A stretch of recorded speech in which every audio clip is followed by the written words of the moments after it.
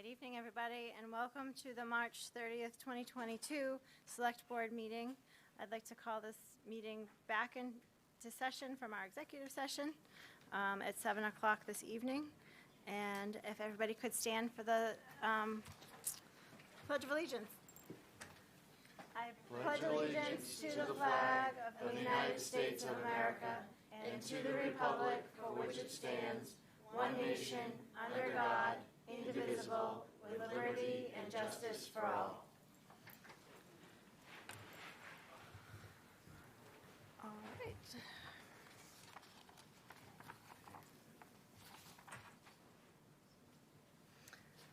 All right, we're going to start this evening with recognizing an Eagle Scout, Jackson Keaton, who's here with us today. And we'd like to ask you to come up and you can tell us about your project. Yeah. How are you? Good. So can you tell us about it was the high school, correct? The high school. It was the youth center. Youth center, I'm sorry, the board, that's right. Yep. The announcement board. So can you tell everybody what you constructed? Yeah, so I made a announcement board for the youth center. It's right next to the flagpole. That's great. And so they can put their announcements and is it a chalkboard? Yeah, it's chalkboard, so they can draw on it, write what they need. That's great. It'll be a great addition to the youth center. So it's wonderful. It's such an achievement for you to become an Eagle Scout. We know how hard you worked. So Thank you. We're very happy to have you here. Anybody have any questions for Jeff? How old are you? I'm 14. Oh, you're good. Those who, parents of Eagle Scouts, we ask that question because some of them are a week before their 18th birthday and they're still not done. So 2 days at my house, Rosemary. 2 days. I know someone who was, I know an Eagle Scout that was getting lost on the way to turn in his papers, and it was his birthday. Wasn't one of mine, but so. I mean, it's actually an amazing accomplishment It is. for a 14-year-old. It sure is. It really is, yes. You must have worked really, really hard to get to that point, and I'm in awe that you're only 14 and you I know. made this accomplishment. So You're absolutely congratulations, right. and your dad should be very proud of you, and you should be proud of yourself. It's something that's going to stick with you for the rest of your life, and it's going to be. Yeah. Amazing contribution to the youth center area. I love that it is a chalkboard because Yeah. it's so much easier than those little letters. So it's really impressive and incredibly helpful. And congratulations, that's a huge accomplishment. It is a huge accomplishment. And as Selectman Valancourt said, you will be shocked when you write that on your resume or apply to colleges or apply for a job, how many people they take time to talk to you about their project. They're thoroughly impressed. It will open doors. So I'm the mother of two. So what's next? What's next in your scouting career at 14 when you're already an Eagle Scout? Yeah, I know. What can you do? What's the next accomplishment you're looking to do? I'm not really sure yet. Have you done Order of the Arrow yet? Yep. No. Yeah. Yeah, you're way ahead. He's probably short about 15 merit badges. Did you get any strings cut? Do they still do that? Maybe that's an old thing. Are you All an right, Eagle for then? the audience, they used to have 3 strings on Order of the Arrow, and if you did anything wrong, they would cut a string, and if you cut Oh, all dear. 3 strings, you were gone. So I guess they don't do that anymore, huh? Nope. Okay. Well, that's probably a good thing. Thank you. Congratulations. Yeah, congratulations, that's right.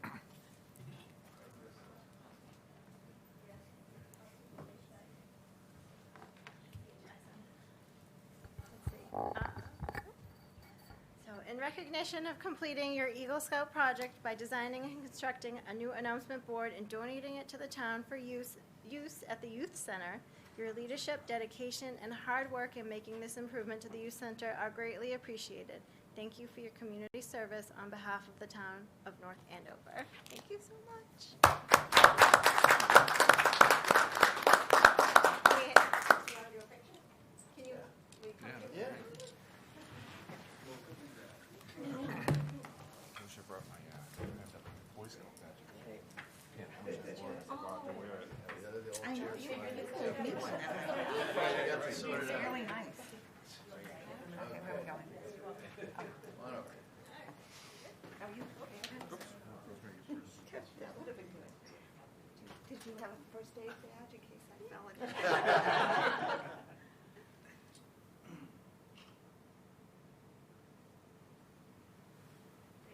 Thank you so much. Congratulations. Congratulations.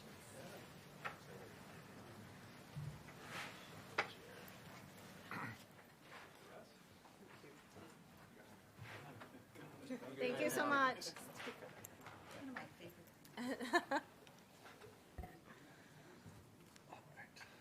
All right. And now I'd like to invite our moderator, Mark DeSalvo, to come up and talk about town meeting. Thank you very much, Mark DeSalvo, 179 Coventry Lane. I appreciate the invitation. We wanted to talk about town meeting, most particularly because we anticipate having town meeting on an indoor, somewhat more normal circumstance this year. But in order to conduct a safe, fair, open, and efficient town meeting, it's entirely appropriate for us to plan for other contingencies. I wanted to let you know that I've started those conversations with the town manager, with the town clerk, with Dr. Mealy in the school department, and Jeff Coco in emergency services.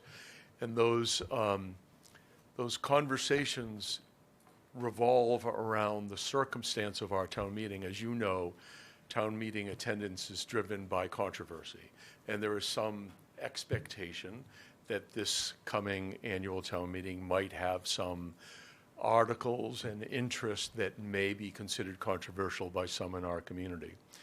It's my anticipation, and I come here requesting your feedback to me, either in this moment or on a more reflective basis, privately if you wish, that town meeting may, in fact, I would anticipate, consist of attendance between 2,000 and 2,500 people. This would be the third largest town meeting, if in fact that number is met, in our community's history. We have, collectively, you and I, some experience with large town meetings, as we can appreciate. The anticipation of doing so would suggest that it would look very much like our cannabis meeting in June of 2018, where the main meeting would be held in the field house. We would have overflow in the auditorium. And we need to have some specific consideration for those who are immunocompromised, those people who we need to assure feel comfortable about coming to a town meeting, even though it may look more like the regular circumstance of our town meeting pre-COVID days. So it would be my anticipation that we would schedule and plan in concert with the Board of Health as well, appropriate either social distancing and or mask requirement space that doesn't disadvantage or segregate in any way those people who may wish to come but need to feel a little bit safer. So that may yet complicate the use of the facilities, which is why we're starting this conversation a lot earlier. If in fact there is a spike in COVID, then we will revert to the field on the Joe Walsh Stadium, which can easily hold the numbers that we're talking about, and in some ways may be easier to conduct. But that is not my first choice. It's to respect the date, May 17th, and to do it in the more regular order indoors. Should that requirement be met, sadly, that it is prudent to move it outdoors, that would also suggest that for the circumstance of securing more likely better weather, that we would have to move the date forward as well for some small period of time. I wanted to come just to share with you my thoughts and to secure your feedback, again, at your convenience, relative to how we need to be prepared as a community.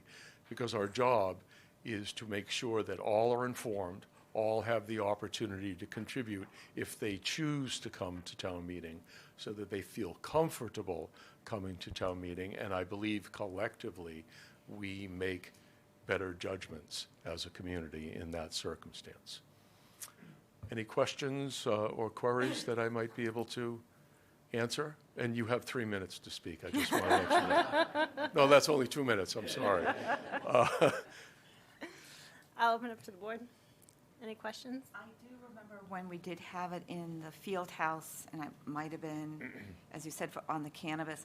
The only thing that concerned me at that time, and we did make the changes, is we really can't have our elderly or people who have mobility issues up in the bleachers. So I really impressed upon Joyce at that time.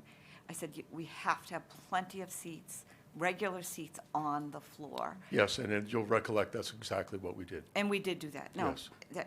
you're right. So that's the only thing. It's not only for their safety, but for everybody else's. If there was Yes. ever a reason we all needed to get out of that building quickly, we can't be having people who have mobility concerns trying to come down off those bleachers. Yes. And they also need the back support of the chairs. So that would be, I'd like to see that done again. Yeah, that's already in the plan. Okay. Any other queries, Dick? No, I think, having been at that meeting, I think it worked well. It was certainly a well-attended meeting, and I think the number of people was handled quite well in that facility, so, All sounds good. I think our biggest challenge is always just getting people attuned to what the process is. We have that every year. It's, the only suggestion I might have is maybe some pre-announcements, kind of reminding people of the process and the decorum and what to expect in the meeting. I know you review that at the beginning, but I think reinforcement helps, especially when we've got so many people that may want to express opinion or feel strong about things. We want that to be proper decorum. We'll do that as a matter of course. The town manager and the chair will join me in a presentation to the community over NACAM, among other circumstances. I know that our own communications department, your communications department, has been very, very good about educating people on a preconditioned basis about what's going on. But I do think that misinformation is our biggest devil relative to a meeting that will provide both good discussion, comity, that we'll be doing it in the correct manner and respect each other, and come to a well-informed decision.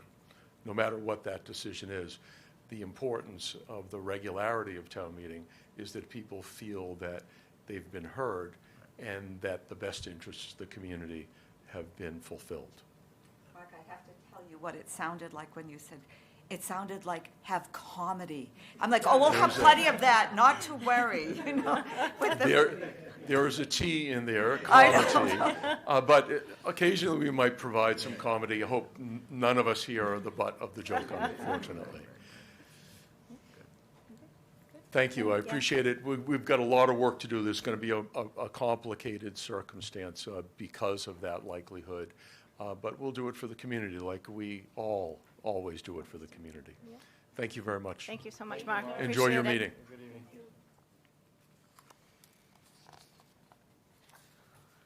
All right.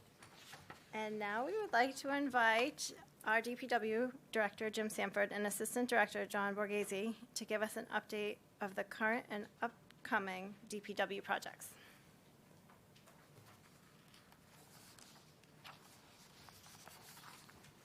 We actually have a presentation. We're joined actually by our engineering consulting, environmental partners. What's that?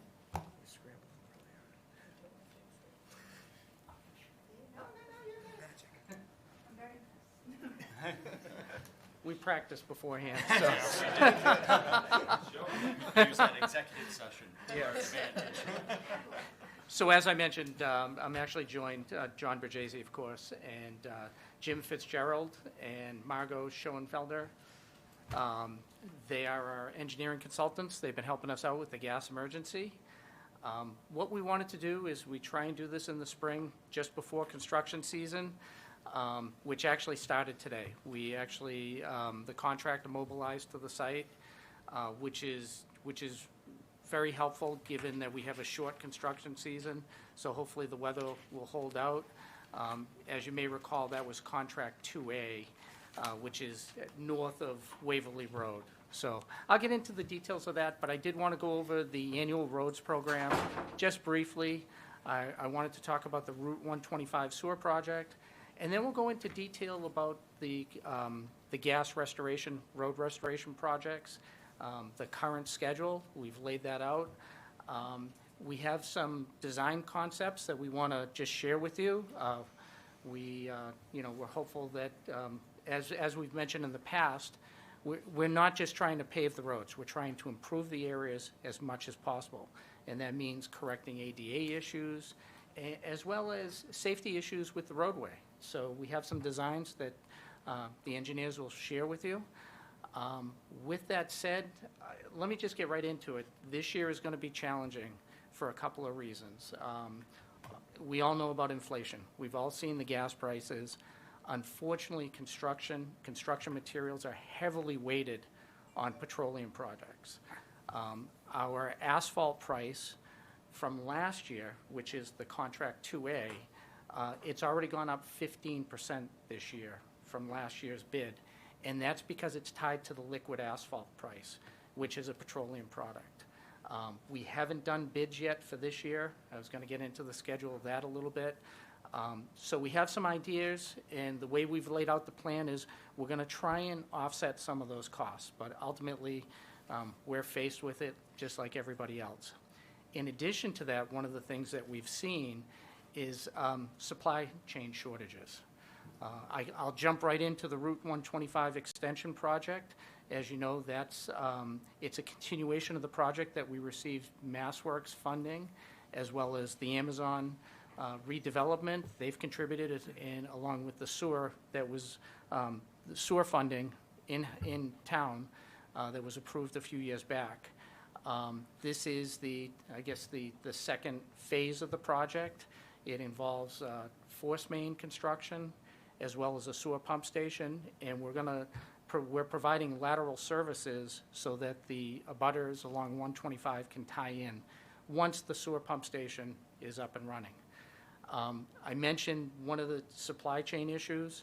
We ran into that just as soon as the bid occurred. So we bid it early in the spring, like we try to. Actually, late winter, we were ahead of the game. And immediately we found out that the ductile iron pipe that we had planned on using has about a year backlog.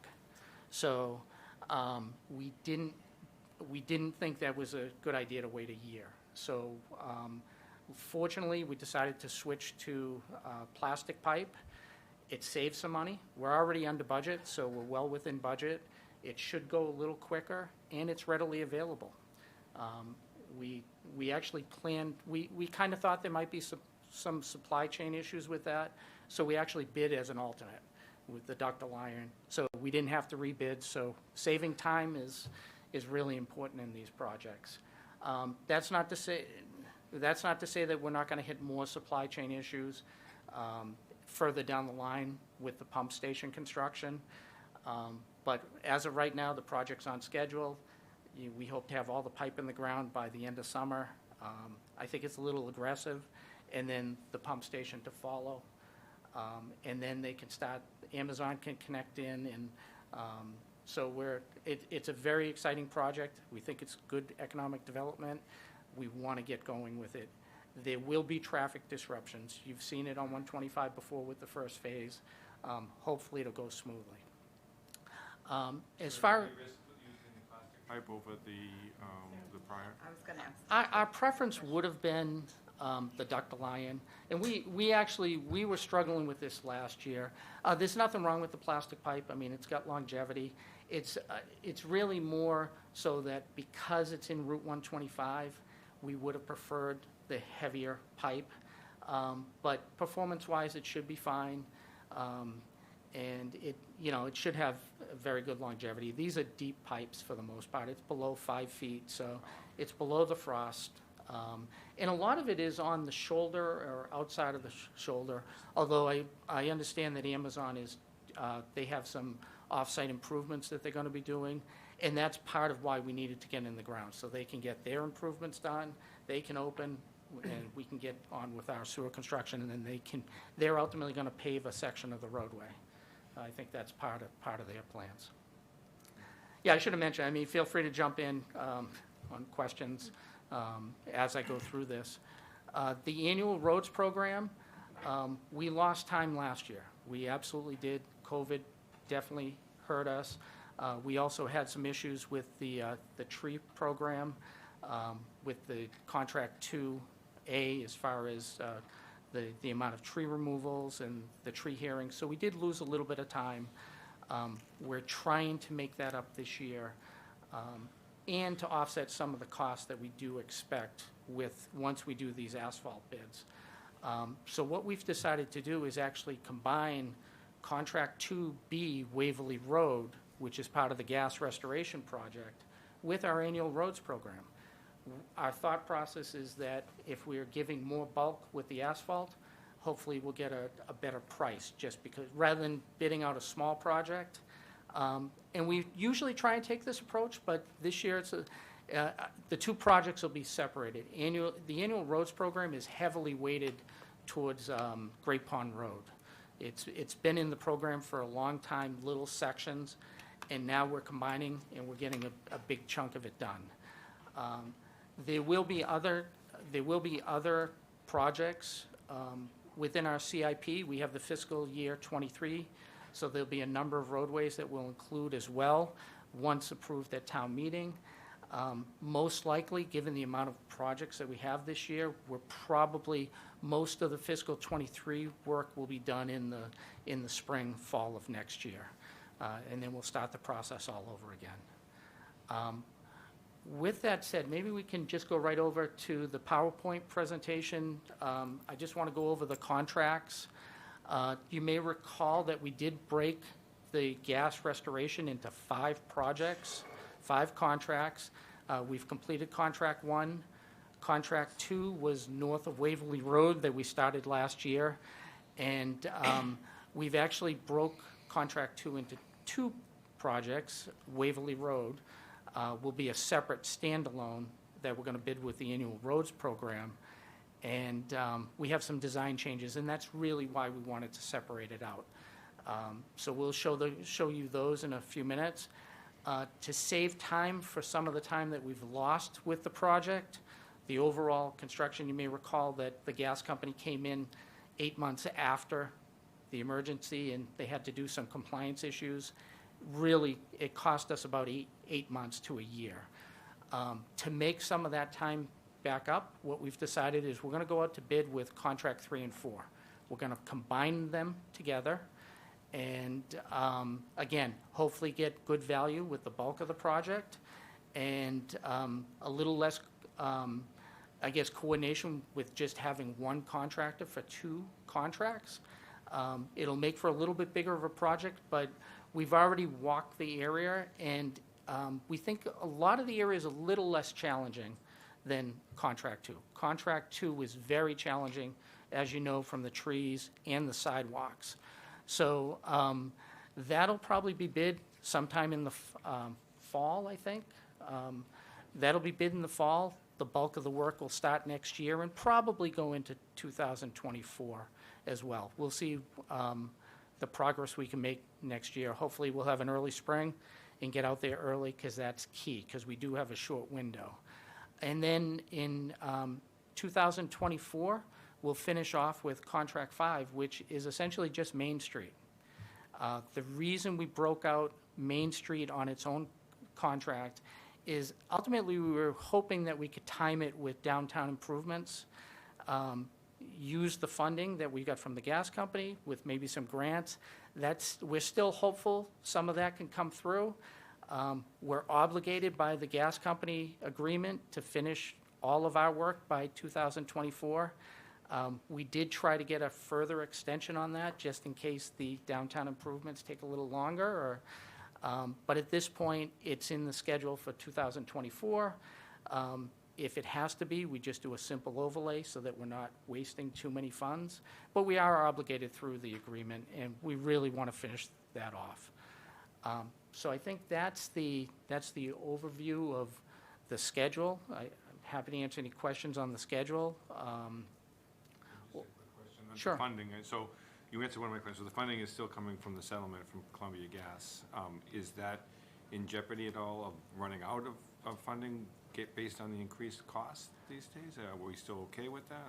Or? So the way we negotiated with Columbia Gas and what the final settlement was, I think we ended up with about $750,000 per mile of road, per mile of roadway, just on average, and we have about 15 miles, I think, of roadway that we had to repair. Contract 1, we did very well. We actually had some savings in that.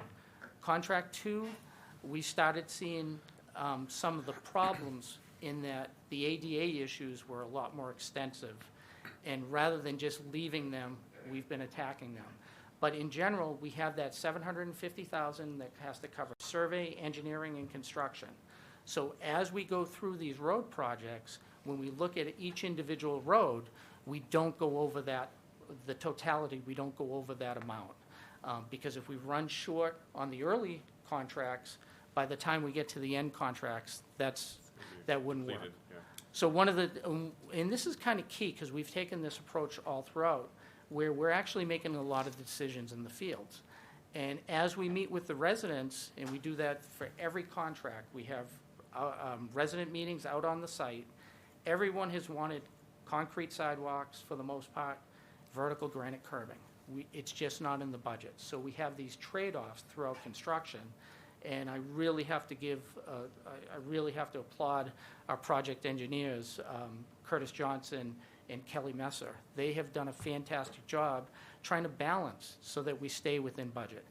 This year, yeah, we're concerned about it, and whereas in some of the design we thought we were going to go with vertical granite, even in this contract, we're probably going to have to walk it back a little bit, maybe use slope granite or even asphalt berm.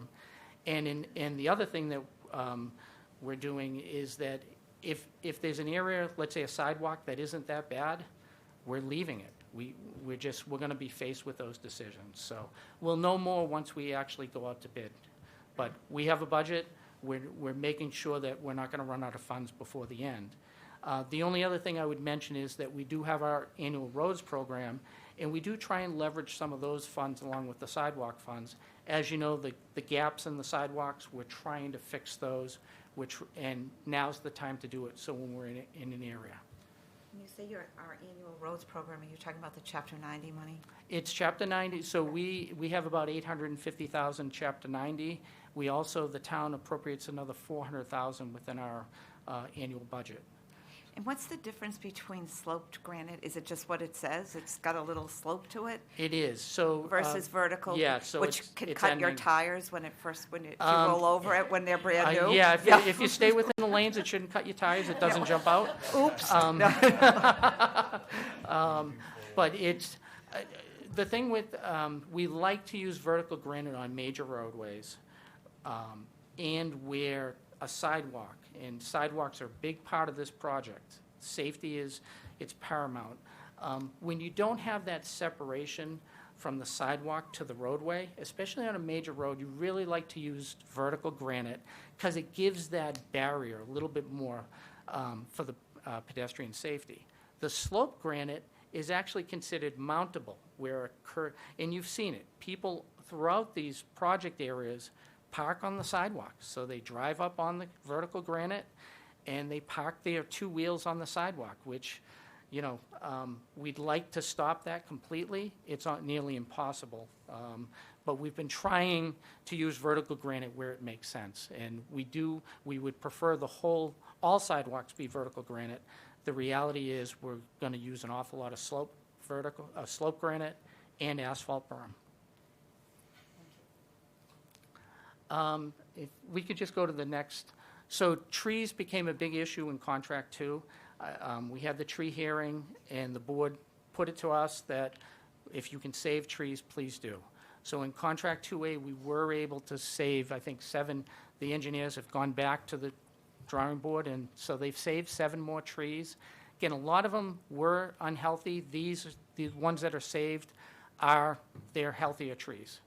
So with that said, we don't think there'll be as much impact with the other contracts, but there still will be tree impacts. We'll continue to look at the design. We'll continue with conservation in mind. And again, we plan on, when these projects are done, we are going to plant as many trees as we have budget for. So with that said, I think what I'd like to do is just turn it over to the engineers. As far as Waverly Road, I really want to get into these concepts. I think everybody's familiar with Waverly Road. What we've done is we've worked with the schools, we've worked with the police and fire, we've worked with planning department, and we think there's an opportunity to do some major improvements on Waverly Road. One of the main things, and the engineers will certainly get into the concept, as we started looking at the roadways, what you see when school gets out, you see everybody parked on the street, across the street from the school, and you see just massive amounts of children crossing the street, parents everywhere. When we started looking and talking this through with the schools, we said, maybe it would be better if we could put the parking on the school side and work with the buses, and that way you don't have all that traffic, pedestrian traffic, just crossing the street. So that's one of the concepts that we'd like to discuss. It has some challenges. The engineers are here to work those out and explain. The other aspect that we're kind of excited about that we'd like to implement is over on First Street. I think everybody's familiar with the how it enters into Waverly Road with the steep elevation. The sidewalks are not compliant. They're, I think in some instances, 4 and 5 feet above the travelway with no barrier. So we're looking at possibly doing some raising of the roadway and realignment to help that situation out. I'll say this, budget comes into play. If we go over that $750,000 a mile, we can't do these improvements. So it really will depend on what the bids come in at. But we really would like to take this opportunity to improve and leave the area better and safer. With that said, I think I'll turn it over to Margo and Jim, and if there are any tough questions, they can certainly answer them. Thank you. Thank you, Jim. Again, my name is Jim Fitzgerald. I'm the Director of Transportation at Environmental Partners Group. We're working with the DPW on this project. And so first we'd like to go through the project goals, which there are several, really focusing primarily on improving accommodations for pedestrians and motorists. From a pedestrian standpoint, as was mentioned, we really want to improve the safety for the pedestrians, addressing areas where it's just unsafe to cross, or there's a great grade difference between the sidewalk and the roadway. Certainly addressing a lot of ADA compliance issues, as well as just making it a lot more comfortable for pedestrians. So it's a little bit less of a roller coaster as far as sidewalk is concerned. And in the process, hoping to make some improvements for the motorists as well with some of those grade changes as you're entering into Waverly, especially from the eastern side of the road. And certainly with this is making some parking improvements in the vicinity of the school, as well as in other areas where there's miscellaneous parking behaviors that we're looking to kind of formalize a little bit more with formalized on-street parking. Thanks. Whoa. So our project limits extend along Waverly Road from Mass Ave up to Main Street. Those two intersections on either end are not included in the project. The roadway, the project limits extend just over 3,500 feet. And so from the sake of presenting the project, we've broken it into 3 distinct areas. First is the Thompson Elementary School, where we'd like to talk again, as Jim had mentioned, about the notion of relocating where the on-street parking goes in order to minimize the amount of crossing school children, as well as having very highly visible crossing opportunities. The second area would be Mike's Market and Middlesex, where we're dealing with on-street parking, topographic issues, etc. And the third area is the Maple Ave intersection, which has the most dramatic topographic issues. So with that, I'd like to turn it over to Margo Schoenfelder. Hi everyone, my name is Margo. I am a project manager at Environmental Partners in the Transportation Group. I'll go over the three key areas that Jim went over. So the first we'd like to speak about is the Thompson Elementary School. This slide just goes over the existing conditions. So as Jim had mentioned, there's currently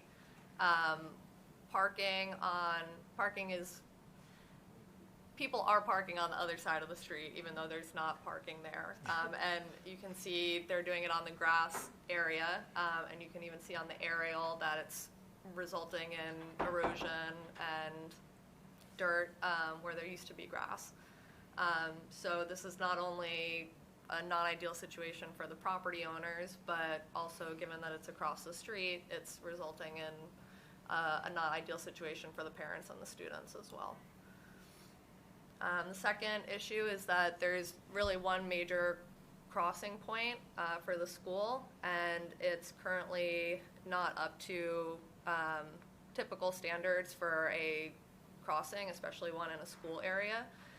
So the crosswalk markings are just two solid lines, so it's not particularly visible for motorists. And then the signage for the crosswalk is simply the two reflective signs right at the crosswalk location, which is really the bare minimum that you could have. And the fact that there are traffic cones out there indicates that it's a known issue, and the treatment should be adjusted accordingly. So this is our proposed concept.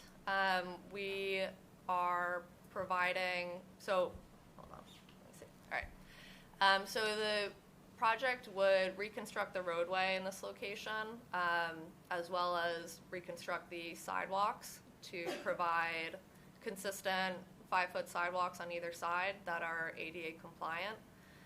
In this location, we're proposing to widen the road slightly in either direction to allow for a formalized parking lane on the school side of the street. We're also proposing to have vertical granite curb here so that parking is restricted to the locations that we want parking to occur. And this roadway widening is done by narrowing the grass strips slightly, but you'll see that the minimum grass strip is still 4 feet, which is certainly sufficiently wide. And this is just showing the existing versus the proposed conditions, which, as I went over, you can see in the existing section that there's some potential for ponding given the topography, and also that there's no edge treatment on the left side of the road, so again, parking can occur pretty much anywhere. The second improvement that we're looking to do is install a rectangular rapid flashing beacon at the crosswalk. This has been installed elsewhere in town, but just as a refresher, when someone is looking to cross at the crosswalk, they can push a button at that pole, and it activates the beacon so that there's a flashing light. So it's much higher visibility than having no beacon there. And in addition to this beacon, we're also proposing a bump out at the crosswalk so that the crossing length is narrowed to about 26 feet. And that also prevents anyone from parking on top of the crosswalk. Okay. Just before I move on to the other area, were there any questions about the elementary school? I don't know if this is the right time, but I'm so glad that you mentioned the bump out. Yep. Because I'm seeing in other communities, they're using that to slow traffic down in neighborhoods. Absolutely. Is that anywhere in the plan or something that we need to maybe consider in the future? Because it is pretty effective. I don't know how great it is for the plows, though. They think they're zipping straight down the road. That's a whole other problem. But if it doesn't fit into this conversation, continue, and then we can address it later. I just didn't. You brought it up. I think planning has done a lot of work And when they're looking at the downtown improvement areas, it's something, yes, it does slow down traffic. And on Waverly Road, we all know it's a cut-through. I mean, and the police have done a great job in trying to move some of the side roads to one way to try and stop that. We're actually making some other improvements, working with everybody. But yes, the bump outs are ineffective, especially when you're in front of a school. You want that traffic to slow down. And so we're very, we may have to cut out certain components of this project, vertical granite curbing. We would definitely advocate putting the bump outs in. I might add that bump outs are really effective also in places where you have on-street parking. So a location like we have here in Area 1 where we have on-street parking, the roadway is a little bit wider, so it really affords you that space to make effective sized bump outs to really slow down traffic. And they're fantastic when it comes to improving line of sight between a pedestrian crossing with the oncoming motorist. Just one side. It looks like in this diagram, it's just on one side. Correct, on the parking side. Just on the parking. Yes. And that's because of some of the shifting of the lanes. So Correct. you don't want the traffic to have to do this. So it actually fits pretty well. It's still consistent, straight, no cornering. The next area? Can I just ask one question? Of course, sure. How much land do you think you'll be taking from those houses? None? None, yeah. None, okay. Yeah, So- there is, in some locations, there's work behind the sidewalk, but it's just grading, so it would be a temporary. Temporary and Yeah. reseeding or sodding or exactly, whatever, okay. exactly. Okay. When we had our walkthrough with the residents, they were asking us if there's something we can do because they can't get grass to grow. Yep. And again, when you see the cars parking up on the sidewalk, so we'll still have another walkthrough with Yep. the residents. We still have to schedule that, but the early comments were, I'm sure. this is what Yeah. they were looking for. Yeah, absolutely. Any other questions? All right, the second area is in front of Mike's Market at Middlesex Street. So a similar situation, there's on-street parking. There's obviously a demand for parking in this location, given the customers at the market. And because there's no edge treatment, and also not a clear change in the roadway width, parking really occurs haphazardly, and especially in front of the market, because it's just asphalt up to the storefront. Often cars park on top of the sidewalk, which, in some cases can obstruct the pedestrian access route. You might not be aware of that. It's a big spot for children after school. They go in and they get their treats and their drinks and stuff. So I think more safety there would be great. Absolutely. Another issue in this location is the steep topography. So the grass slope on the eastern side of the road is, in certain locations up to 33%. And given that it's 7 feet wide, that's a several foot drop. So this is our proposed concept at this location. At the intersection of Middlesex and Waverly, we're also proposing bump outs. Given that it's an area of high pedestrian activity, we thought, one, making the crosswalks as short as possible and also providing more comfortable pedestrian accommodations would be really important here. And also, we are maximizing the parking opportunities while also keeping parking where we think it's appropriate. So really, cars shouldn't be parking right at the intersection. There should be, a little bit of a buffer for both, to ensure adequate sight distance for anyone coming onto Waverly or out of it.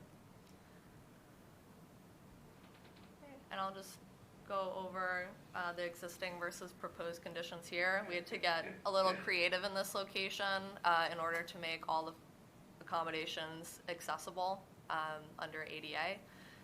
So some of the approaches that we used was to change the slope of the roadway so that it's as high as it can be on the east side or the right side here, and as low as it can be in front of the store. So that way, in front of the store, the sidewalks are compliant and also don't create ponding issues on the storefront. We're also proposing a curb reveal here to keep the vehicles on the roadway. And then you'll see on the right side where the grass strip was extremely steep, we're proposing to make it considerably flatter. And in cases where there's a retaining wall at the back of walk, we're proposing to have a curb in front of the retaining wall so that we don't impact that due to the construction. I'm sorry, how are you going to prevent ponding if it's sloping down towards the store in that, I mean, it's a new slope, right? Yep. So how does that prevent runoff going down to down the street that way and towards those neighborhoods? So just looking at this section, all the water from the roadway will be captured at the curb line, and then we'll have the appropriate drainage structures at the curb. But we just wanted to make sure that the sidewalk and the grass strip on that side slope towards the road instead of in the other direction. So is there improved are there improved catch basins and drainage going in as well? Yeah, the design is not at that stage, but we'll certainly be so performing that. Increasing capacity of that runoff. Yeah, I guess. Absolutely. Anytime we make changes to the design and the grading and add bump outs, there will definitely be a lot of some fair amount of changes to the drainage. Yeah. Okay. Does the grass help? You're obviously adding strips of grass. That must help with catching the water too, right? Or I don't know. Yeah, To some extent, yeah. Yeah, I don't think we're increasing the amount of impervious surface. I think if anything, we're decreasing by adding some grass opportunities in there. I don't think it'll make a substantial difference, but at least a little bit in the right direction. Yeah, absolutely. So. Okay. Any questions on this location? We can also discuss more at the end.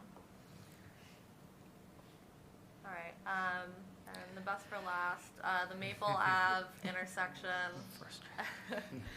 So as you're all well aware. It would make a great snow Yeah. spot, but we don't want to get them hurt at the bottom, so.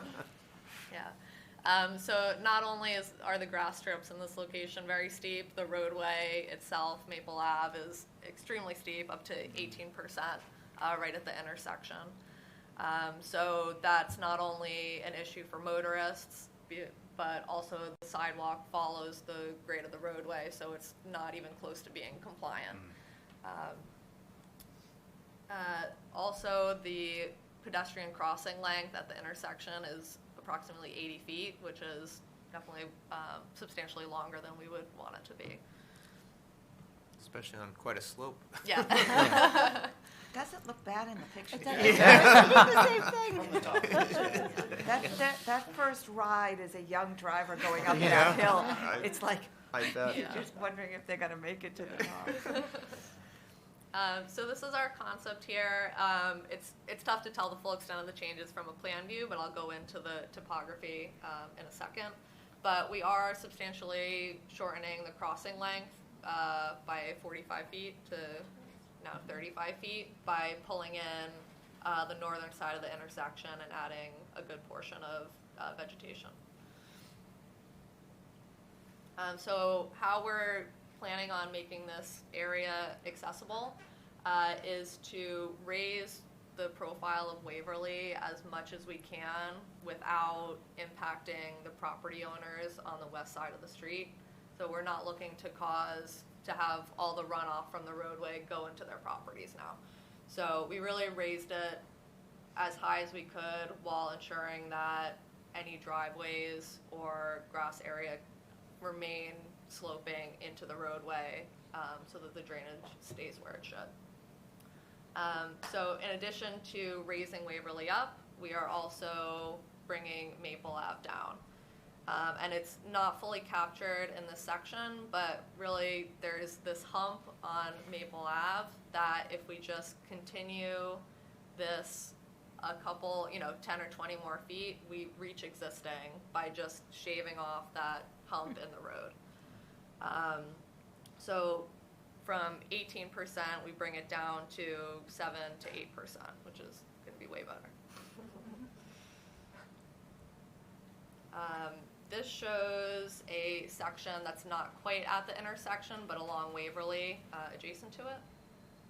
So you can see we are raising the roadway up, and in some cases, the grass strip is still going to remain steeper than it would be in an ideal situation, but in order to make both the sidewalk accessible, which it's currently much steeper than it should be, and also, again, avoid abutter impacts on the other side of the road. So it's really the best happy medium that we could come up with, and we think it. I mean, 15% is certainly not as much of a safety hazard as. Margo, can it you could go be. back to the plan view?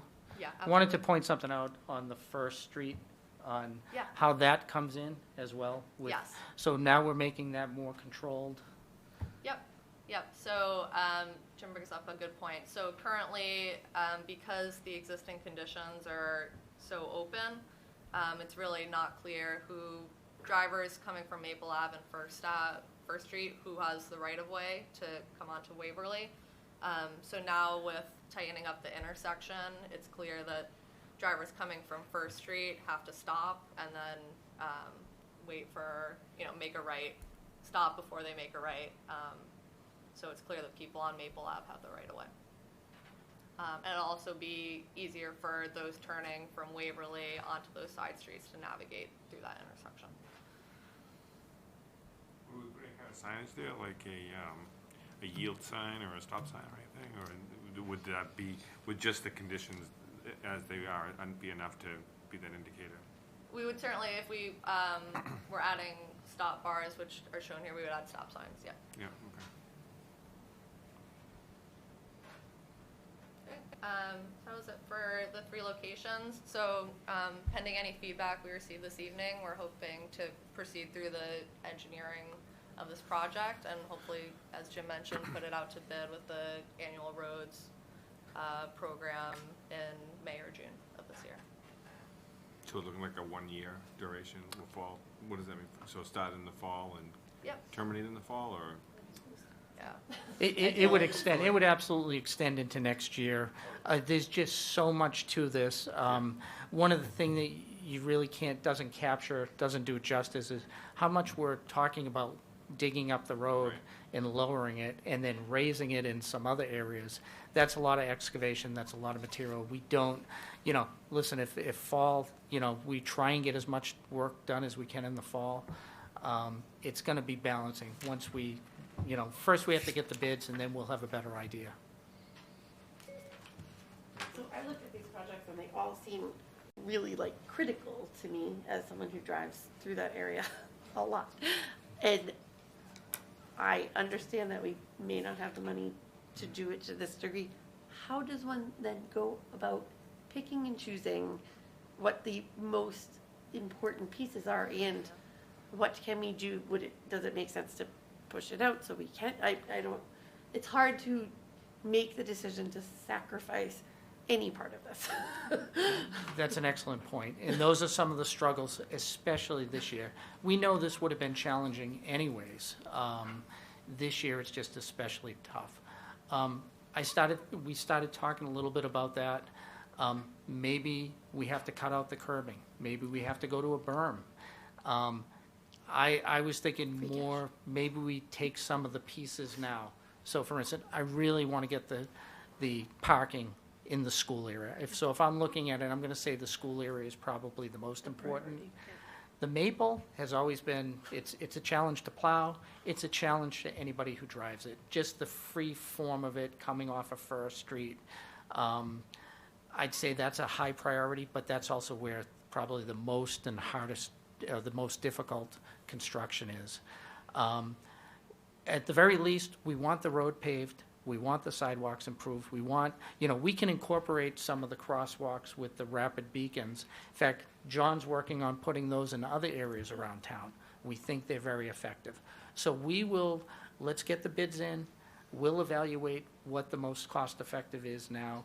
And maybe it is. Maybe we put this on ice for a year or 2 years, and maybe we come back with a funding scheme to the town and say, this is a priority. We think it's worthwhile, and go to the voters. But we're not at that point yet. Let's bid it out. We have a very unique opportunity with the funding that we've gotten from Columbia Gas. And John would tell you that if we need to spend some of our sidewalk funds, this may be a priority. This may make sense. So we're going to try and leverage whatever we can.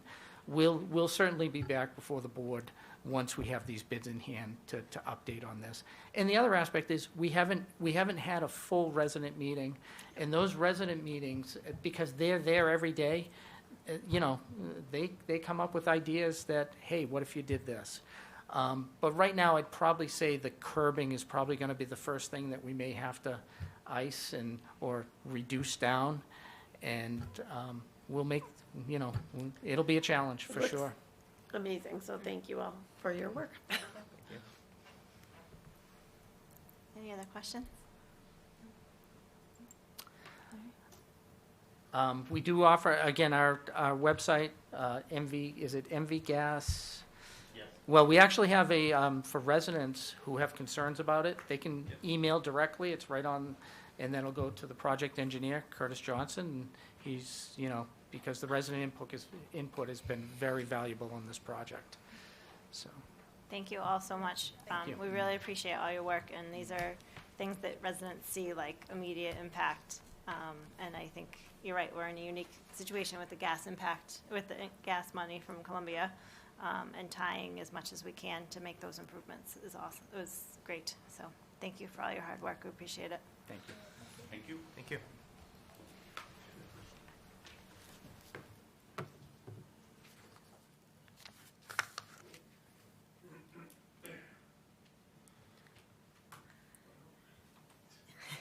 Is there any public comment this evening?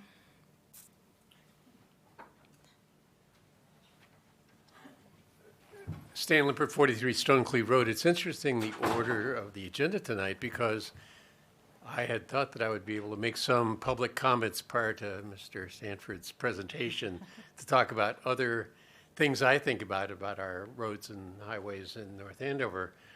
So I'll sort of do it after the fact, and maybe he and I will talk offline. While I appreciate the work that he and Mr. Borghese and the consultants are doing, which is all heroic, of course, and all needs to be done, helps me not at all where I drive. I drive on roads that I'm thinking, where are those guys and what are they doing? There have been a lot of work done on roads that I drive on all the time. A lot of, I assume it may be gas work or something, a lot of work that's tearing up the roads and putting patches in and everything. And then, of course, all the things that the roads have suffered this winter with potholes. And unfortunately, now that I've been thinking about it a little bit more, potholes seem just like a problem that once you have it, it never goes away. You never fix that problem. So it's almost like you have to wait till the road is repaved to really solve the pothole problem. So I'm looking at all this and going like, what's the plan? Now, Bruce Thibodeau convinced me like 10 or 15 years ago that we had this plan and I could go look and I would find, if I was interested, I'd find my street somewhere in this gigantic plan years from now when it would be repaved. And I went and looked the other day and I couldn't quite seem to find it. I'm sure it may be there somewhere. I'm wondering if, in addition to the major projects that we're doing, we could be thinking about getting a consultant to redo the street survey that was done a number of years ago to sort of look at the conditions of all the roads in North Andover and decide, where we're at and what we need to be thinking about. And in addition, to echo comments that our town manager, Ms. Rodriguez, have said, which is, we could also collect data to tell us how those roads are being used. We could do traffic counts on some of the roads that we use and start to see what the data looks like. So those could all be possibilities of things we could be doing in preparation for, at some point, getting to those other projects. And, having been through this on the, in the school side for a long time, where we're always like looking for more money, now that I'm hearing this and thinking about it, this might be another area, highways, roads in our town, where we might want to think about committing more money, if we have it, to this as a project. It seems like we're always trying to catch up and never quite making it. So this might be where we need to really think about adding more funds to get up to some point where we sort of feel like we're giving our Department of Public Works a good starting point where they can now maintain our roads. So do we have challenges? Of course. Will it cost money? Of course. But I think it's things we can be thinking about and planning for. And, maybe we go back and we look at the street survey, and maybe we collect some data and look at usage and do some of the simple things that we can be doing that we don't have to repave roads. Like, we could go out and line a lot of the roads that I drive on, which by itself would help me, in, my day-to-day activity. If some of the roads I drive on had lines on them, that would be a big help right there. So these are some of the ideas maybe we can be thinking about going forward, not this year, but, maybe for our next budget and our next town meeting. So just saying. Thank you, Stan.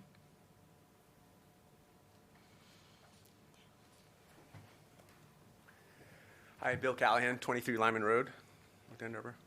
I'm coming about the proposed donation of the parcel next to 140 Academy Road. So I'm going to just back up and do a little bit of history on that because I have taken a particular interest in it. So this project, to go back to 2014, some local citizens worked with the Center Realty Trust to preserve 4.25 acres of land up on Academy Road. One of those is the lot in between the old Stevens Place and North Parish. Then there was some other stuff closer to the cemetery, a few lots down there. And so, that project was proposed and an application was made in February of 2014 that said, here's Center Realty Trust. We would like to purchase these lots from private landowners, and we would like to place a conservation restriction on them. And there will be a great public benefit of this conservation restriction. And one of the things they noted at that time was they said, some of this land, the land further down the street, can be used for walking paths and recreation.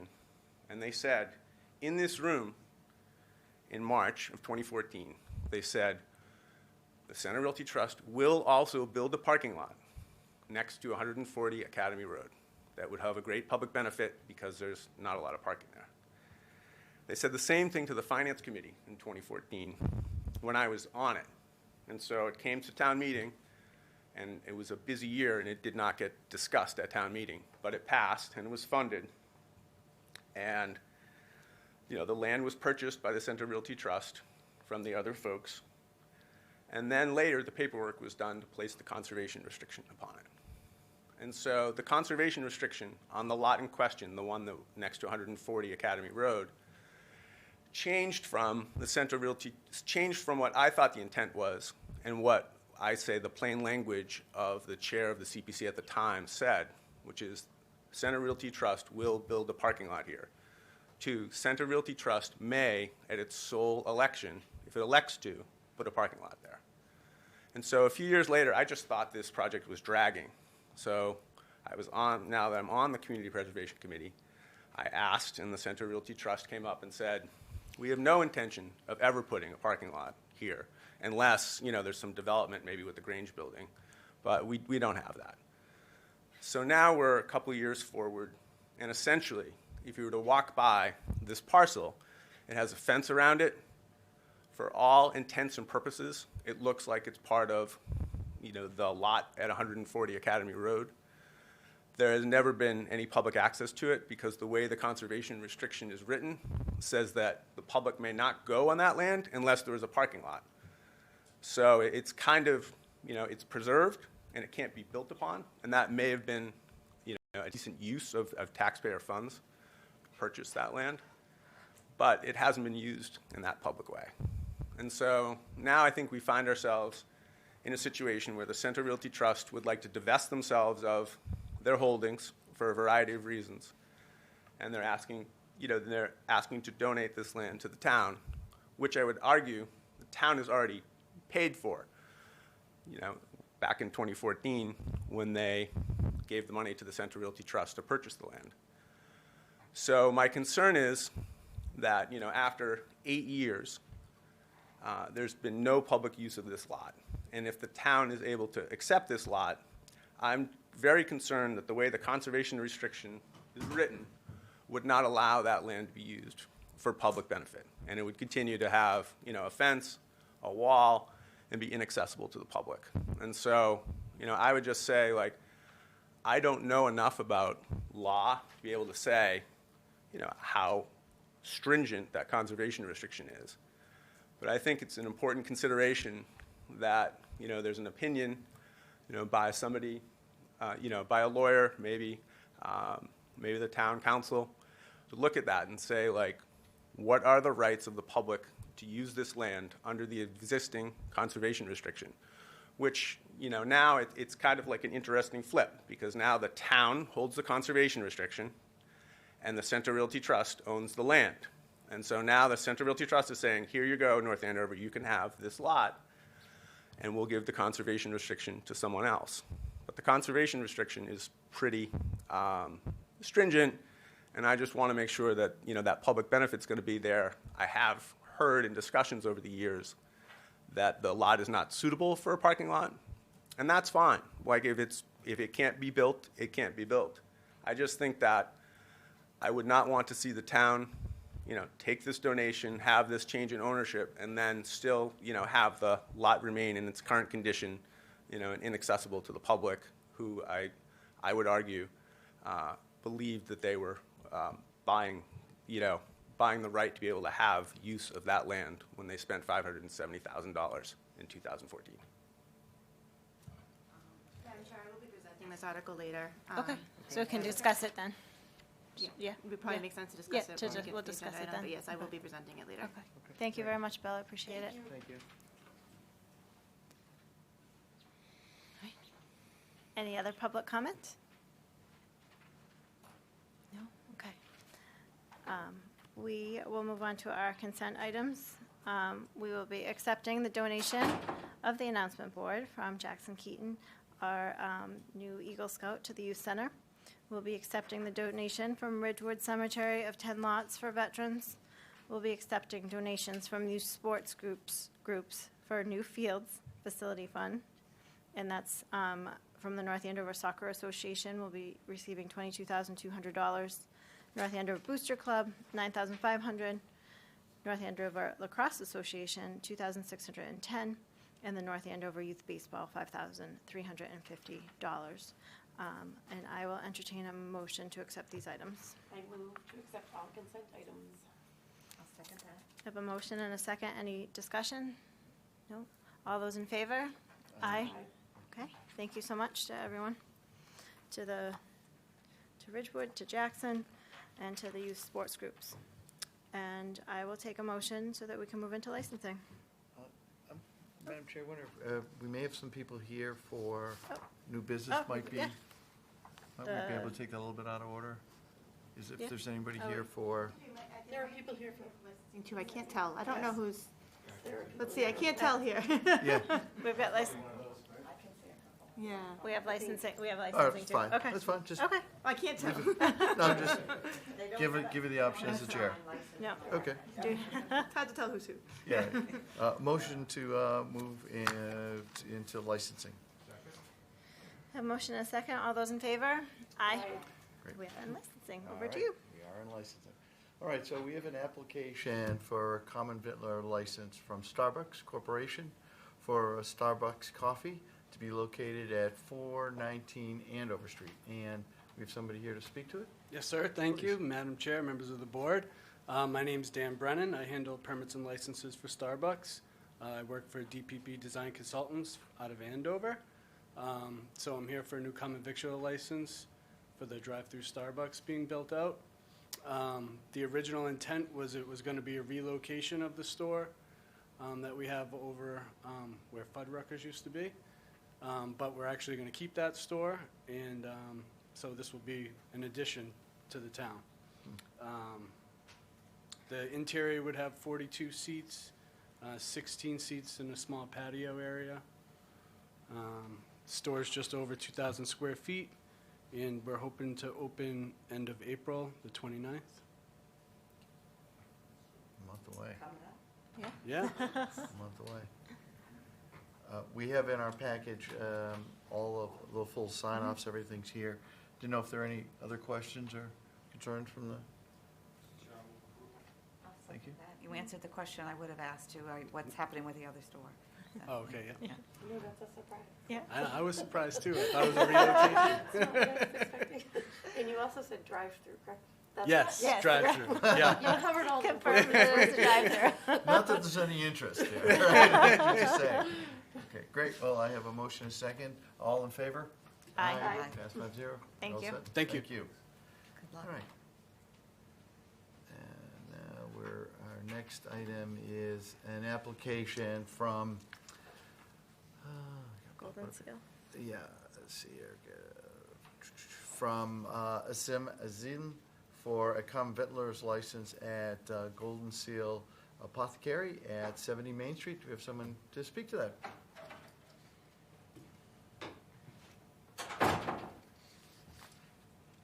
My name is Imran Rashid, and I'm one of the owners for Golden Seal Apothecary. Sorry, Asim couldn't be here, so just taking his spot. So we're just trying to get the license. I know we were supposed to get it 2 years ago, but I think it's just kind of slipped through the crack. We're just kind of here, just getting it. Because they have chairs and tables. They need to have a common vic. Right. Yeah, people are consuming that. Okay. We do have your application. It is all signed off in our package here. I know that it said the inspections is currently conducting the inspection of the fire department. Is that done at this point, Melissa, or do we make it just contingent on that? I would make it contingent. Yep. Well, all right, so we will make this contingent on the satisfactory completion of that inspection? Sure. Okay, so that's just one. I don't think there are any other conditions here. Everything else is in order. Yeah. Everybody else good? Yep. Any other questions? No, other than I hear great things. Yeah. That you're very Yes. accommodating to the public when they're in need. Thank you, yeah. No, I hear it often, so thank you for that. Sure, thanks. I wanted to mention to the board that during, when we were delivering meals at the high school, they donated boxes of masks so that we could give them out to residents. Oh, Very nice. thank you. Sure. The only thing I really wish you would do, and I think I spoke to you about it, we could really use a sugar-free, soft yogurt machine. We'll work on Low it. fat, low sugar, and I'll tell you, you'll have every, not to be sexist, you'll have every woman in town coming for lunch. Absolutely But you gotta will. clean those machines. I'll definitely be happy to discuss with the partners. We've had nothing but positive experience, Thank you so so I much, yeah. move approval of this, Pending the fire. pending the fire. Yeah. Yep. Sure. Inspection. I'll second that. Okay. All in favor? Aye. Aye. Pass Thank you 5-0. so much. Thank you. You're welcome. Okay, and then our last item is an application for a mobile food truck license from Robert Roberto of Roberto's Seafood. And might we have somebody here to speak to that?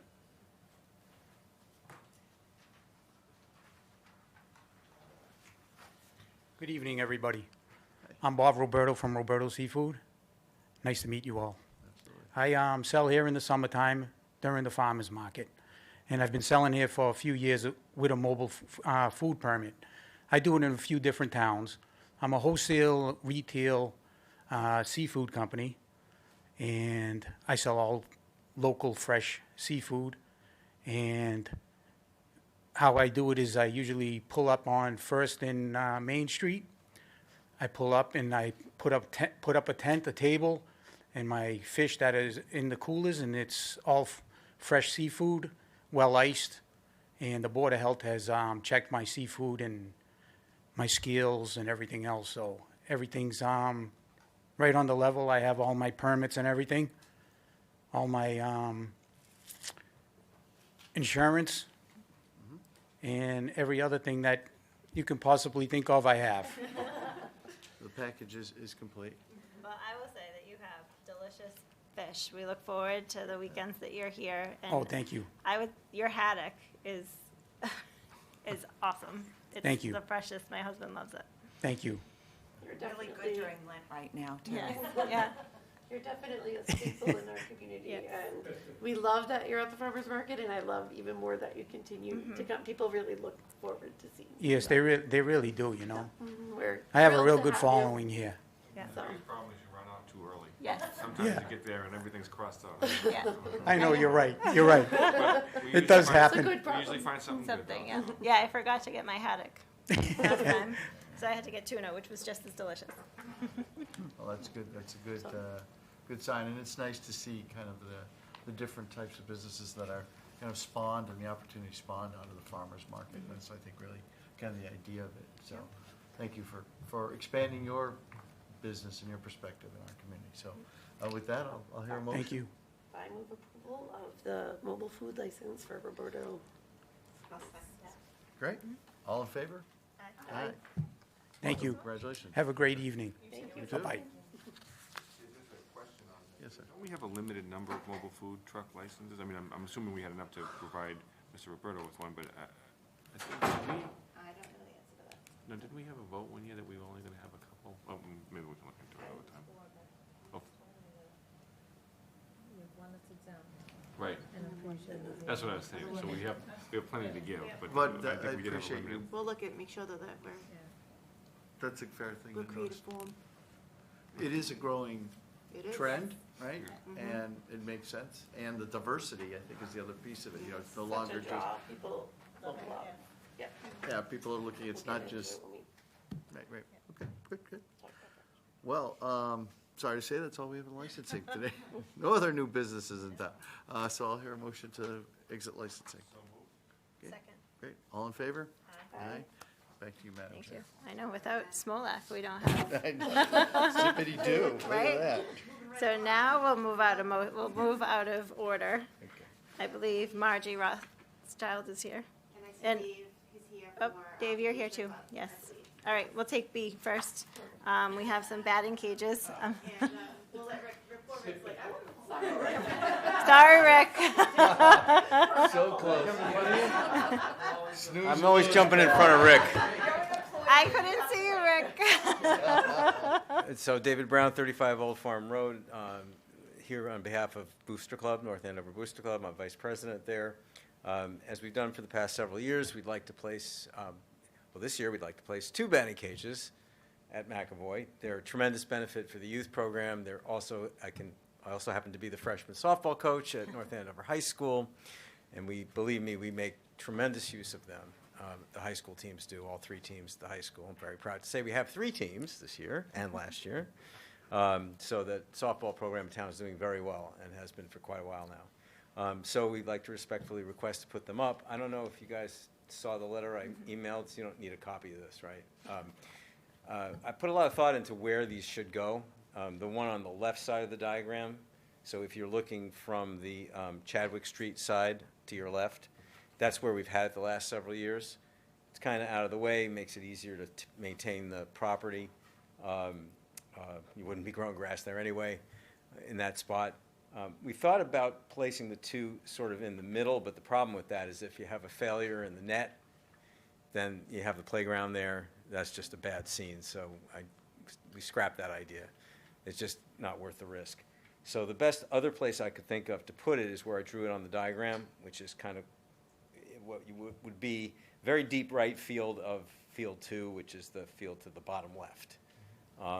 It's as, you know, the way the park is laid out, the center field, the middle field there is really only usable by little ones. You know, just isn't enough room. So it would be pretty, it's also about as far as you can get from any homes. It's the other reason that I chose that spot. So hopefully you guys agree with that. Booster Club did invest the money for 2 of them a bunch of years ago. And like I said, with 3 teams using the place, it has an extra purpose too, which is by having 2 of them, you can now actually schedule 4 practices at this facility, right? Because they can swap from the batting cages to a field, so it makes more efficient use of the space. So that's yet another reason to do it. So I hope that you guys will agree, and we'd like to respectfully request that we be able to put them up. Oh, very important. We are going to put them up ASAP, because it's close to April 1st, and then we will take them down by August 15th. There's no need for them to be up past there. The summer seasons will be over by then. We'll get them out of there. Dave, have you ever had two in the past? The very first year we had two, then we were asked to remove one of them, so we did, and we've only had one since. So there is a recommendation from DPW to only have one. They're here, even though I'm speaking for them. They did ask only to have one in the same location as you've had at the last few seasons. I believe with the same limitations that you've had in the past, which is 8 a.m. to 8 p.m. Yeah. With a locking mechanism. So just so you know, that was their recommendation. And what is The reason, behind that? yeah. We can ask them, they're here. Yeah, I know. Let's bring them up. David knows, obviously, I'm the head of the Fields Committee, which Dave is a great member of. We do have a difference of opinion on this, and I share the same opinion as Jim Stanford. Myself and Terry Holland have to work with the neighbors very closely, and I think Rosemary and Dick will remember, when we built McAvoy Field, it was to specifically not add things to the field. There was a huge neighborhood concerns on that. So we have, and I think we've done a great job with Dave and the softball and the high school softball in trying to live up to our things. We are concerned about aesthetically of having two batting cages there. At our maintenance fields committee, which has a school representative, Jim Miller, the assistant superintendent, he also felt that one would be enough between sharing with the youth and the high school program. I think our opinion is that we don't want to invite more neighborhood issues. I do know what Dave said is actually true. They could use two. I am concerned about the aesthetics of that and dealing with future neighborhood concerns, which will come directly to Terry Holland and myself, and then I'll be sending them to Melissa. So, so as much as I understand where Dave is proposing two, I think Jim Stanford and I are, along with Jim Neely, feeling that one is sufficient, under the same contingents that Melissa just said regarding setup, breakdown, and having some kind of ability to make sure that people aren't using it late at night. So let me ask a question. What about a shortened, have you considered maybe a shortened pilot? Which is, is there a key part of the season where there would be value to have two cages and say, propose to the community, look, can we do this for, this brief window, and we'll define that window and all that, and then we'll come back and Like spring training. yeah, Like exactly, yeah. I think I'll have Dave speak to that. I think we all agree that the busy season is right now. So it's the start of the season with the high school season. Remember, the high school season will be over, depending on how far they go into the tournament, but probably at the end of May. So this April, May time of where Dave's youth programs will start too is the busiest time. Okay. Again, we probably can look at that. I think we have a duty to address that with the neighbors that we're doing that, not just put up two batting cages without any notice. That would be my own personal opinion. Can I ask the dreaded question? Is there another place that the second batting cage could go that would be helpful? So Jim Maley suggested if Dave really needed a second batting cage, it was at Dave's house at one point, that there's plenty of space at the high school, but remember, the high school softball team plays at McAvoy, not at the high school. Can they practice at that? Like, Well, yeah, what is the logistical? I just want to clarify something, right? Unfortunately, the ideal place to put it would really be right next to the other one, right?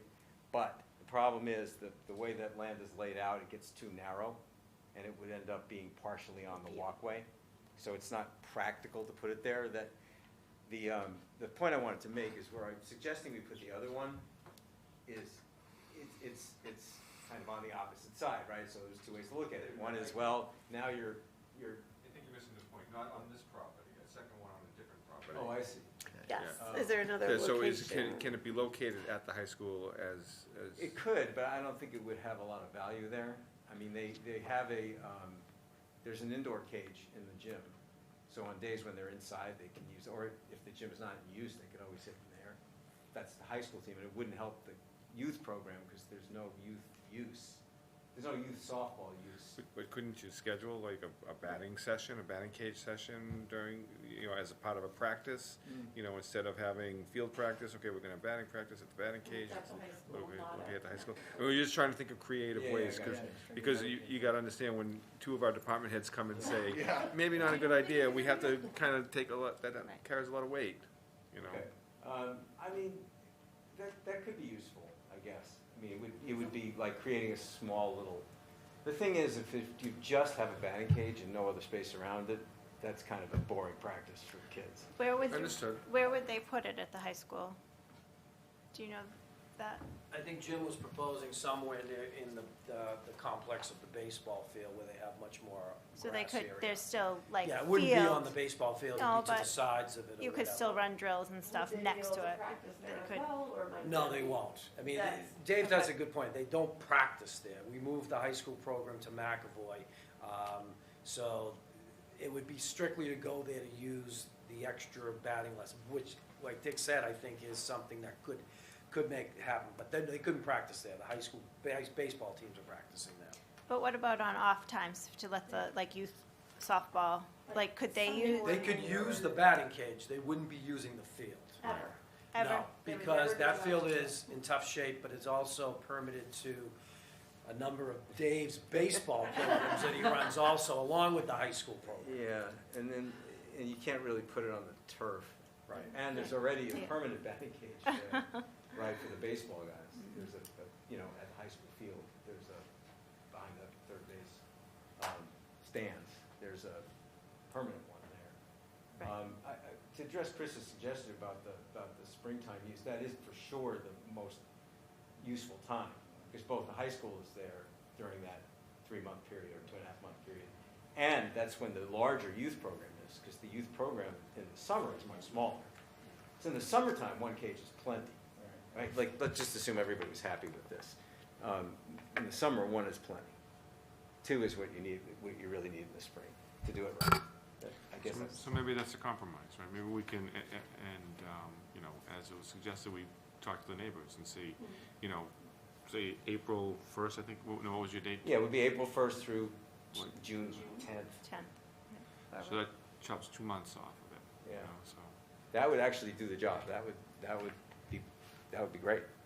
So what would the mechanism be? Would be Yeah, I know. Not a lot of times to meet with them. So just push it back another, just Or you- push it back, or, Or it would set be up, ideal that, choice should be no, or maybe another week to have Oh, a conversation with sure. the neighbor. I mean, I'm just saying, Yeah. you have to have a conversation, I think you're right, Dick, you have to have the conversation with the neighbors. Come back to us. Yeah, and So would Booster Club take that on to do that, or? we're just spitballing Yeah. here, just sort of, I'm asking. I would think, and I'm not quite sure how you would do that, but. right. I mean, it's probably literally delivered notes. Deliver like letters to everybody and say, hey, we'd Asking for like. feedback. So I add something to that. So just for the new people, there's a history of this, and I think how we do this is very important. So I don't think we should have the Boosters Club send something out, because this was the reason why batting cages are now a select board decision-making thing. boy. It wasn't before. So I think that somehow, some way, whether it has to be, and maybe our town manager, as myself as the designee of the Fields Committee, said something, because basically we directly work for the select board. But I think somehow a message needs to be sent, or if anyone has a comment, they can call us and we can get you guys feedback to make that decision. And I think being clear that it's a short window, we're looking for 2. The neighbors know one's going up. So that's not the issue. So I actually even think Dave could put 1 up on April 1st, because people are expecting that. But I think we should at least give the neighbors a fair concern that we'd like to do this for 2 months as a pilot, and if anyone has a problem, they can get in touch. If we don't hear from anybody, we can put 2 up if you agree to it. Does the youth program start this soon? Like, I know baseball doesn't usually start until after. No, so high school is all underway for the last 2 Right, weeks. but But the- Dave's youth program will be starting in the Like, next few weeks. After April vacation, or not quite that late? The older kids will start sooner. Okay. Yeah, they'll Just- start the moment the Fields Committee allows them. Yeah, to. like- Right, okay. but which Okay. would be April 1st or sometime after, based on weather. Right, that's always the. Yeah, so Is the ground thawed yet? Yeah, basically grades 5, 6, 7, 8 would start now, and then 1, 2, 3, 4 would start probably after implementation. Do 1, 2, 3, and 4 use those batting cages? Oh, yeah. Okay. So can we approve the one and continue the second one to our next meeting? A whole new item on, so just, yeah. One other question, do you have any other concerns? I know we talked about neighbors and everything else, but do you have any concerns specifically with the DPW, like, care of the property or anything like that? No, not really from the DPW. Again, the Fields Subcommittee, they met. I missed that meeting, but this is what came out of it. And the only thing I would say is that from the neighbors' perspective, because we have heard from them before, the thing with the batting cages, it's just continuous noise. It's not like a baseball game. And we've had the same conversations about the basketball nets, the constant bang, and that's really where the issue is, and that's really where our concern is. Has nothing to do with I'm less concerned about the aesthetics of it. It's really the sound and the noise. Yeah. So just one other thought along those lines, you could days, but also, right, shorter hours. Shorter hours. Right, so, you compress, make it very small and say, By 6 p.m., I think. yeah, 8 draw. p.m. does seem like a long time, a late evening, 8 p.m. So the thought would be shorter time period, whatever, 2 months, and come up with a shorter window. You got 2 weeks to have the discussion and come back to us in 2 weeks and say, no, no, or maybe it works. I mean, Okay. what do you think? I appreciate that. I think that's great. Well, I mean, Yeah, no, I think so. Do we hold a public, do we go as far as holding up a no? Yeah, we'll just collect input. Okay. So just so I'm clear, right? One is okay. So we'll and- vote on one, and we'll Yeah. continue the second one to Okay. our next meeting. And, okay, got it. All right, thank you. Okay, so I will take a motion to approve one batting cage in its previous location that will set up April 1st between 8 and 8 p.m., right? Subject to the conditions As in the memo. Okay. As submitted by Jim Safford. So moved. Second. All right, I have a motion and a second. All those in favor? Aye. Aye. All right, you have one batting cage for now. And we'll see you next time. We'll talk about it again. Yes. All right, thank you. All right, now Margie Roth. We have Margie for the farmer's market. Good evening, Select Board. I'm Margie Rothschild of 315 Abbott Street. I'm here tonight as the market manager and chair of the North Andover Farmers Market. We are entering our 6th season this year and really excited about it. So I actually have a formal request, an informal request, and I wanted to give you guys a quick update. I know it's a little late, but if you have just a couple minutes. Yep. So we have already kicked off planning. The committee is already underway for planning. The opening day will be June 19th, and we'll run through October 2nd, 10 a.m. to 1 p.m. every Sunday, rain or shine, unless you hear from us otherwise. And so this year we are really looking to expand the market. The last couple of years have been very challenging, as you guys know, with COVID protocols and restrictions. And this year we are very confident that we can finally get back to the market that we had a couple of years ago and also expand it. We are working towards having 20 to 30 vendors on site every week, roughly, which is kind of around where it was before the pandemic, like in 2019. We have the facilities and the equipment to handle that. We have a lot of our legacy vendors are already signed up to come back, and the committee is reaching out to a lot of new vendors in the area to try to fill in holes and product offerings that we don't have. In addition, we're looking to add food trucks. I heard you mention of food trucks a little earlier, and Janice is taking the lead a little bit on spearheading that because she's on our committee as well, but trying to add maybe 1 or 2 food trucks every week just because that tends to be a great draw to the market and adds, again, another element of prepared foods for people to come down and enjoy the market. We'll have music. We'll have our free fundraising booth for nonprofits and sports organizations to come in and use that. They can sign up and come down and raise funds for their causes. So those things are going on. We've secured a sponsorship from Lowell 5. They're going to continue to be our premier sponsor. And with those funds, in addition to running the market itself, we're going to be launching a very integrated marketing campaign with advertising and social media to, again, draw people into the market, raise awareness, increase participation every week, and so to really reach out to the surrounding communities, make sure people know what we have to offer and bring them to downtown and to all these local businesses. What else? So the official request I have is to close First Street, between Main Street and the rear entrance to the parking lot at the CVS Plaza there, from June 19th to October 2nd, from 7 a.m. in the morning to 2 p.m. in the afternoon, which enables us time for setup and tear down before the market opens and after it closes. Does anyone have any questions about us doing that? Okay. I'm guessing you guys have to vote on it. But before you do, I also have a request, an informal request, which is that all of you help us spread the word about the market this year. I know a lot of you come down and you've shopped, and we would just love to get more of you guys engaged.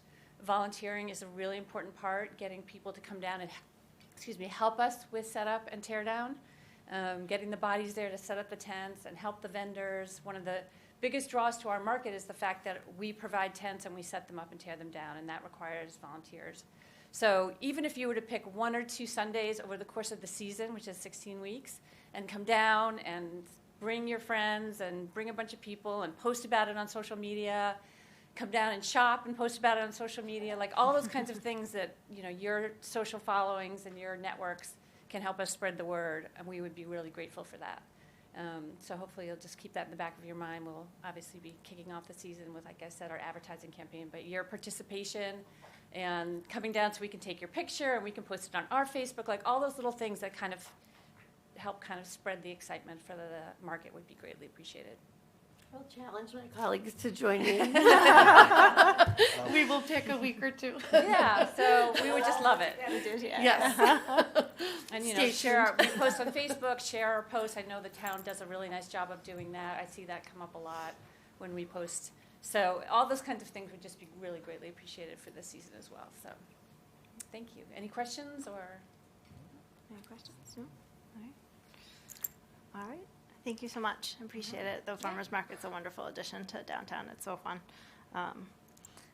And the tents take a unique skill set to put up and take down, right? Listen, as long as nobody cuts fingers. Truck, and we would drive down First Street, and we'd take them out of the back of my truck, set them up, and that was the first 2 years before we had a great base of volunteers. And it's hard. You know, you get people kind of come and go with the volunteer thing. So for us, and Janice has been amazing at, you know, she can recruit volunteers like nobody, but, you know, having that on a consistent basis would be really great. We could definitely use more sort of participation by the folks in town. It's fun. It really is. Free donuts and coffee and a nice group of people. And so if you can help us sort of spread that word and encourage it. Donuts, yeah. I lost a donut, right? Donuts. Yeah. All right. Very good. I will move that the select board approve the request of Bargy and the North Andover Farmers Market to close First Street from Main Street to CVS every Sunday from 7 a.m. to 2 p.m. beginning June 19th through October 2nd, 2022. I'll second that. All right. I have a motion and a second. Any further discussion? Good luck this year. Yeah, Thank definitely. You. Thank you, guys. All those in favor? Aye. All right. Thanks. Appreciate it. Thank you so much. All right, Rick, now you can come up and talk about Stevens Pond. Okay, we're back at it again. This is the 19th year that the youth center's actually been running Stevens Pond, and this will be the first year that I'm going to have a partner help me present our proposal for this year to the select board. A couple things I want to go before we get to that is we were open 7 of the 9 weeks last year. We did a really nice job early in the season. The E. coli tests the last 2 weeks were just too high for us to open. The reason continues to be the geese problem in town, which we did a lot of really good work through our town manager's help. We had an aerator installed last year. We had a number of different things that supposedly worked for geese. And along with the runoff from some heavy rains, those last 2 weeks we lost. So as Dee knows, our goal this year is to be there all 9 weeks. The aerator is actually going to be put back on in the next couple of weeks. John Borgese will be taking care of that, and we'll start our normal blue-green algae treatment, which we've been doing since we had the big issue a number of years ago. This is also the year that we'll be doing the weed removal in the pond, which we're pretty excited about. Through a local businessman, Chris Downer, who had some success at the high school getting rid of geese. He's got a product that we're trying to get approved right now that can actually be put on sand safely, that actually did a great job up at the high school baseball field. So we're exploring that as well, the other options of dealing with the geese issue. Again, we're also going to be working with our police department to have both our K9 dog and our comfort dog, because the ponds that have a pond dog have had the most success in dealing with geese.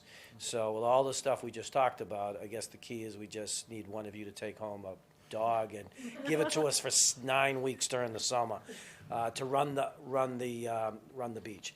It'd be remiss if I didn't say how much we get support from Jim's department, who does an incredible job with raking the sand, getting us new sand every year.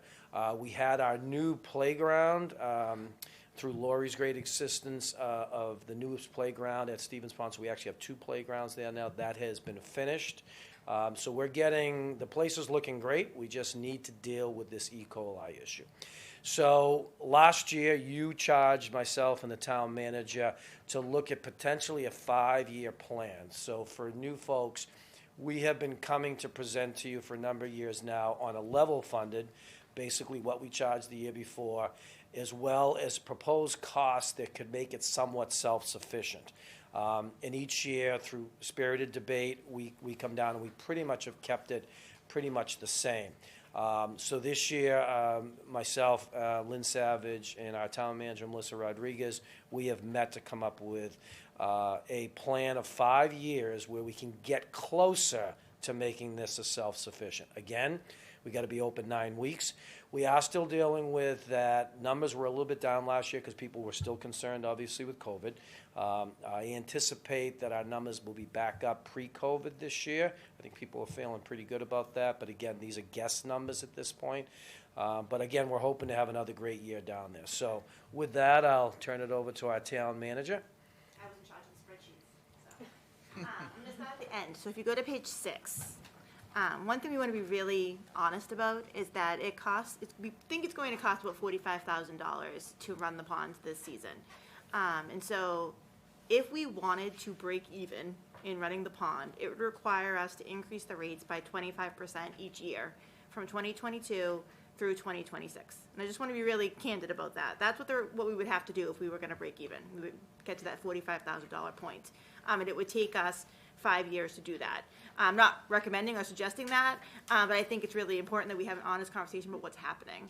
So that's on page 6, and that's our break-even metric. But what we're recommending... And that's not breaking even until 2026. That's not breaking even until 2026, correct. That's assuming that we don't see too much of an increase to then. And we really don't. I mean, typically what happens is we increase through minimum wage. We follow the minimum wage metric, so we don't see huge fluctuations in our expenditures, if you look at the chart up at the top, but that's what it would take for us to get there. One of the issues with not raising rates for a really long time is it takes big increases to catch up eventually, which is what takes me to what we're proposing, and so that's on page 4. So what we're recommending is a 2.5% increase with a slightly higher increase for lessons only. So lessons would increase by 5%. So one of the things I have always recommended with rates is that if we can just increase by Proposition 2.5, right? Everything exactly what you would expect it to increase. What we know our costs typically increase, what the tax bill typically increase, that's a very acceptable amount, right? So what you see in the first column is our current rates. That's 75, the 50 for lessons, 13 for adults. We're not recommending changing the season for nonprofit. We're not recommending changing the season. We are recommending changing the season for profit. There is only one. And we're not recommending changing the senior citizen pass at all. There's only 20 of those, and I don't know why there's a dollar mark in front of that quantity, I apologize, but there's only 20 of those, and we think we should keep those level. So what we're recommending is that the 2.5% increase would be for the seasonal, the daily adult, and that the lessons would go up by 5%. looking at what other communities are charging for lessons, we are much lower. Andover has not posted their rates yet. I checked this morning. But looking at Sandy Pond and Air, their lessons are $50 for residents, $60 for non-residents, but they only run for 2 weeks. Ours are running for 4 weeks. 4 weeks.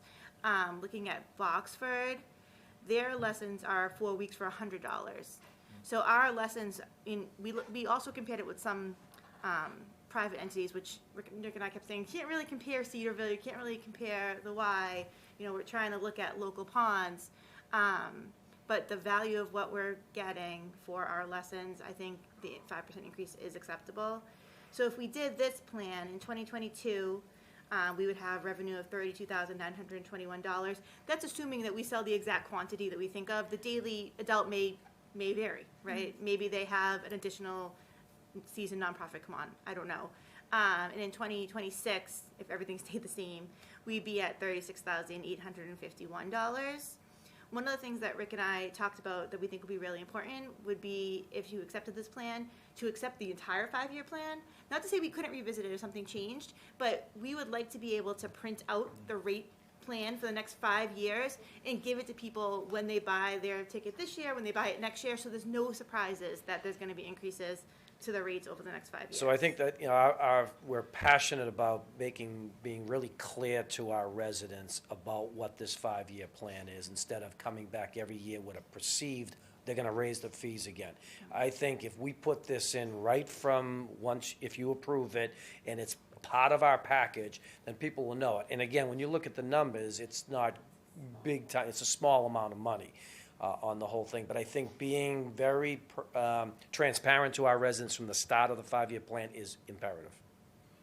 May I ask you, it's been a long time then since I've had my kids down there taking swimming lessons. A couple of them ended up being the lifeguards, so it's been a little while. But wasn't it a split, like there'd be 2 lesson seasons or something? There's 2 4-week sessions.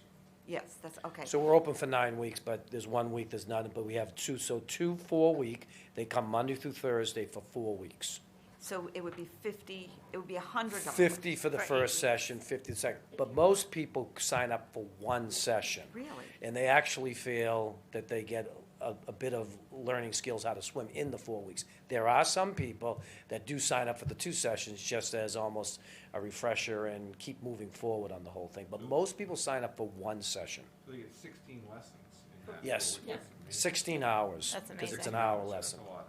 And there's such value to doing it day after, like consecutive days. Exactly, and that's the reason we consecutive do it weeks. 4 days a Absolutely. week. They really learn to swim in one summer and learn really pretty well. Okay, so that was that. So the problem is, but it's just life in general. You have 3 kids, you want them to have the full course of lessons, that's $300, plus the membership. So now you're almost at $400, correct? It would be this proposal is $77 for the permit. And then if you had 3 kids, as you're saying, for the lessons, it'd be $159. So you're talking $230 or whatever for the summer for your 3 kids. And the 2 sessions, okay. We won't tell you what Rick's original shot was. Actually, some of them know it. I mean, I had to back him way up. Yeah. Like, is the 250 seasonal permits like? No, Okay. that's what we anticipate. It's not a hard number. If we So could get if we can 230, get more, we 290, will- 300. yes. My You- hope you is will not shut it post-pandemic and we improve on the geese Yeah. issue, people will come. Yeah. And I agree. Rosemary and I have this conversation all the time. We have a lot of people that have, they have their beach houses and everything else, but we have a lot of people that this is their beach house. This is their summer vacation. One other question, I think, as always, there is the opportunity for people to come to you and say, I can't afford a pass. Melissa and I have talked about that, and that's been the case all the Yes, time. that's what- If and I there, just wanna- no kid is gonna not get the opportunity, That's it's right. inability to pay. We've been able to work with people, some sliding fee stuff. So yeah, I mean, we don't get a ton of requests. But the we get- opportunity is there. Yes. And the other thing that I was thinking about last year when we were doing the same thing, and maybe for the future, to offer maybe like a, some people will willingly pay $100 or more to join the pond for the summer. You get this great beach sand bucket or something if you want to pay this extra. Oh, be a sponsor sort of thing, right? Just an A extra, supporter. like a level, like like you get this one perk if you drop us an extra $25, completely optional. I don't know, just something It's for the something to- future. Something to think about. For the future, something to think about. Maybe it's I don't know. Rick's spot. Yeah. But like a bucket, I don't know, like a sand toys. That makes a lot of sense. I mean, that's how public, public television does that, is that sort of, be an affiliate, be a sponsor, sort of a thing. No pressure, no, Yeah, just like, offer but it. if you are willing to spend a little bit of extra money, we'll give you a beach towel, whatever, I don't know. Just- Yeah, I mean, I would like time to think about that. The No, only I- thing, as everybody knows here, we go after our businesses so much, almost too much. We just had a very successful auction. Stevens Pond, LaFawn Insurance, and Stachi's Pizza, sponsor our swim meet. So I'm a little hesitant to go But I to just mean some kind of, like making it a resident option. Right. Like, not to business, Yeah. just we can talk for the about that. future. I'm just a thought. Sure. The other thing I like about laying out a 5-year plan is that actually kind of given that price increases are in everybody's mind, actually, the message you deliver here is, first of all, you're not getting whacked, right? Because I think people's general reaction is going to be like, oh my God, it's going to go. So the first part of the good news is, yeah, it's going up, well, everything is, but not that bad. And oh, by the way, this is what you can anticipate. So I think it's actually the perfect time for a 5-year message, really. Significantly under inflation. Yeah. Yeah, That's- exactly. You really couldn't look any better. I know this That's is, it's it. always a hot button issue, but you believe this is the right thing to do, right? I mean, you. I do. Okay. I mean, I believe, Just- and Melissa's heard me say this many times, and Lynn, I do honestly believe that we seriously are not charging enough for swim lessons. And again, And I that's okay. gave Melissa some for-profit places like the Y and Cedardale, which charge enormous amount of money. But the reality here is they're learning to swim. As Dick said, it's 4 weeks, it's 16, I mean, for $50, that's a steal. It is. So, It absolutely and this is. year, at $53, it's still a steal. But it is for the 2 sessions, because when I said, so that's close to 400, you said, no, it's 200 something. I was counting both sessions. Yeah, if you said it, but Each nobody really child is- does Usually go to 2 people don't do sessions. that, because they're not gonna pay for a month and be gone for a week, or Right. whatever. Tire 'em out. We've always been very conservative about keeping the fees down for the residents, and I think that's important. But I also think it's important to provide a clean, safe place Yes. for people to go and to provide good programs, and unfortunately, that takes money to do that. So, Exactly. if we continue to hold and we don't, have a little bit of a boost here, what are we sacrificing in there? I mean, we have geese, and maybe we have a little more money, we have a way of controlling those geese. So it's giving the residents, yes, a place to go, if there's some stay vacation place, but also we want to make sure it's clean and safe and providing good programs. And that great. unfortunately takes money, and everything has gone up. And we're still being really Yeah, it's not a- conscientious it's not a about big bump keeping here. it affordable. Exactly. And I think, like Melissa said, we want to be honest about the fact that we are subsidizing the pond a little bit. And last year when we had the conversation, Rosemary, I think you brought it up, like, it's such an important skill for kids to learn how to swim. And if we can, this is such a value. And I know it's still a lot of money when you add it up, but in comparison to where else they would have to pay, this really is providing an opportunity for our kids to learn how to swim, which is Yeah, so and important. I think ponds are actually going by the way of the past, and I think I'm proud that North Andover has really committed to doing it with keeping the building up, and, Rosemary knows what the place used to look like. And I just think we've committed to do something for our residents. I just think our residents also know it costs money to do some stuff. I don't think you're going to have any backlash, I'll be honest with you, on this, and I think people are going to thank you for a 5-year plan, as Chris just said, in terms of seeing that whole thing. And again, if we have to shut down, knock on wood that we don't, but people say, well, I only paid $75. It's not like we're charging $400 for a permit and then we're closing for 3 weeks. Right. I think we've been very transparent of everything we've done, and I just think we need to continue to offer this great resource. I will give you that, what is it, the aerator or the fountain looking The thing? aerator. That, I think that's probably made a lot of people feel pretty good because of, you know, what it does for the pond, and. Yeah, I mean, I appreciate, Melissa, this should have happened a long time long ago. time And ago. I kind of advocated for that. I think people thought aerators were $1 million projects. Melissa found one for a great price. $14.95. Yeah, when you really look at it, why didn't we get it 10 years ago? I do think, and I think Jim's office will tell you that the air raid has done a lot to really grow. And again, we got to keep fighting this geese issue, but I think the air raid is helping us get there. Are you still selling like sundries and things like that? We haven't because of the pandemic. The goal, again, is to, you know, to be able to sell, and it'll be limited. It's not like the concession stand we used to have. It'll be like bagged chips and sodas or something like that. They actually used to cook food We ran the concession stand. We used to have fried dough and everything, Oh, remember? Yeah. I think we're a little bit far away from that, especially I with what's know. We going don't on wanna right do now. that. Yeah, you don't want to do that. Yeah.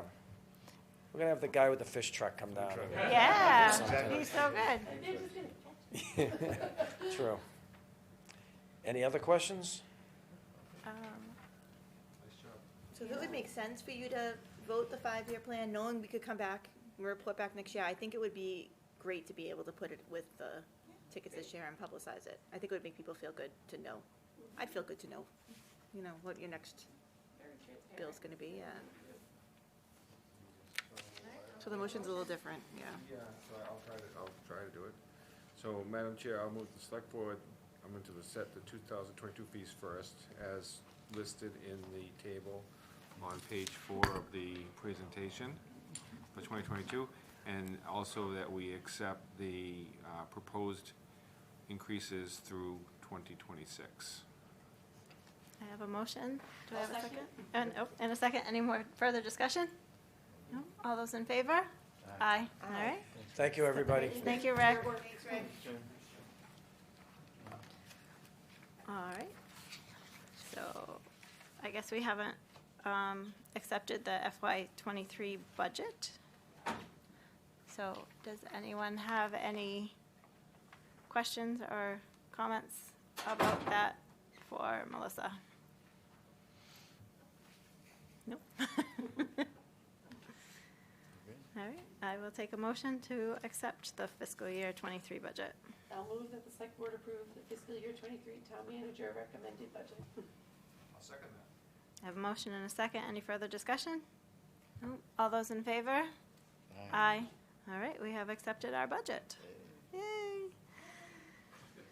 Now, onto some good stuff. We're going to start going through the warrant articles. I think we can do some of the easy ones tonight at least, right? Yep. Okay. All right, do you want me to run through the easy ones and then we'll go from there? Yep, we're going to hold on all the articles that have not been voted on by either FinCom and the or Planning Board. Yep. So we can do number 1, the reports. Yeah. So 1 is the town reports. Do we want to take them collectively? 2 is, there's a bunch we could do together. Yep. 2 is the authorization of the contracts in excess of 3 years. 3 is the accepting of grants, and 4, the authorization to grant, 3 is the authorization to grant easements, to accept the grant of easements. I can't read. Authorization to accept the grants of easements, and 4, the authorization to grant easements. That's very hard to say together. So those 4 will most likely be a consent calendar together. That's what we've done in the past. Madam Chair, I'll move favorable action on Articles 1, Article 2, Article 3, and Article 4 as listed in the warrant. I'll second. Okay, I have a motion and a second. Any discussion, questions? Nope. All those in favor? Aye. Okay. Favorable action 5-0 on 1 through 4. The next article is to amend the bylaw for the Council on Aging to have it reflect the charter, as well as change from selectman to select board, and to bring it in line with all of the other boards' appointment processes. So at some point in the past, you actually changed a bunch of other boards that had consideration of recommendations by the boards. For some reason this one was not done. Additionally, when this bylaw was created before the charter change, so this bylaw actually has the Council on Aging able to have employees, which they can't do under the charter, and oversee employees, which they can't do under the charter. If you remember, about 6 or 8 months ago, we had a legal opinion about this that you guys had and then released. Any questions? Nope. And I'll entertain a motion. Move that the select board recommend favorable action on Article 5. A second? Have a motion and a second. All those in favor? Aye. Passes 5-0 for favorable action on Article 5. Next one's gonna make you laugh. So, this one is asking the town to amend the bylaw for the disposal of property. So the current way that the bylaw is written, we need the select board's approval to dispose of anything. So if you read that clearly and literally, it would mean that like when we ran out of a pen, we would need to throw the pen away, or if we were like done with a piece of paper, technically we need to bring it before you. So what we're asking is that we have the bylaw just read that the select board would create their own procedures that would be in line with 30B. So Mass General Law 30B has an entire process for the disposal of surplus property. You would create your own process and procedure that could be more restrictive if you chose it to be. Most municipalities do it in that manner. So this would be after town meeting, we would create a process. So we do have Laurie has already drafted a proposal. You could look at it your next meeting if you want to do it before then. Okay. So currently, we only vote on things like vehicles from DPW, from the fire department, police department, IT, major IT components. So would that change, or? No, your policy could be, most places' policy is anything has a value of over $10,000 has to come before the board. The way that this policy is written, technically things that have no value still need to come before you. No, I get that, yeah. But you could create your policy to say that anything that has a value of over $500, it could be more restrictive than what the state law says. Yeah. And some communities do that. Yeah, because the only things we've ever seen were higher ticket items. We've never really seen, obviously pens and things like that, No. but not small items. The only thing I can think of that we brought before you that was the surplus of the property at the Stevens estate. So if you think about it, there was a lot of things on that list that technically was trash or ruined, like the mattresses, et cetera, but we still brought them before you because of the literal reading of this article. Lots of junk stored. So I move that the select board recommend favorable action on Article 6. Has FinCom voted on this? No, and I don't think they will. It doesn't have any financial impact. I'll second. I have a motion and a second. All those in favor? Do they have? Aye. You do? All right, 5-0 on favorable action for Article 7. 6, sorry, Article 6. For Academy Aye. Road, I do have just a short presentation that I put together that I think might be helpful. Are we skipping Article 7? So I'm going to have to hold off on Article 7. I think, I'm sorry. Sometimes I forget you guys don't all know what's going on inside of my head. I do think that we should hold off on Article 7 and have an executive session before we do that, So are we moving to Article 8? if you don't mind. That's fine. I'm just trying to keep up. I'm sharing instead of. I need a nap. Okay, so just wanted to quickly run through this, and you did hear some of the history already from Mr. Callahan, but I just wanted to share what I know, which is probably less. But this is the parcel that we're talking about, in case you don't know it, and some of the public may not know it, and I do have more pictures of it. Down here is actually the church, and here is 140 Academy Road. So here's an aerial view of it. You can see, here's the church. This is the parcel right in here. Okay, this is a front view of it. So it's kind of from the center part of the fence, right around here. If you go to the site, there's actually a little block that shows where the fence splits off. Half of the parcel is owned by 140 Academy Road, and the other half, this part over, is the parcel that we're talking about, right here. All right, and then this is just, it's shown on a plan. And I'm gonna show you this plan again towards the end. Okay, so it's located on Academy Road. It was purchased by the Center Realty Trust in 2015 as part of the acquisition of 3 parcels around the common area.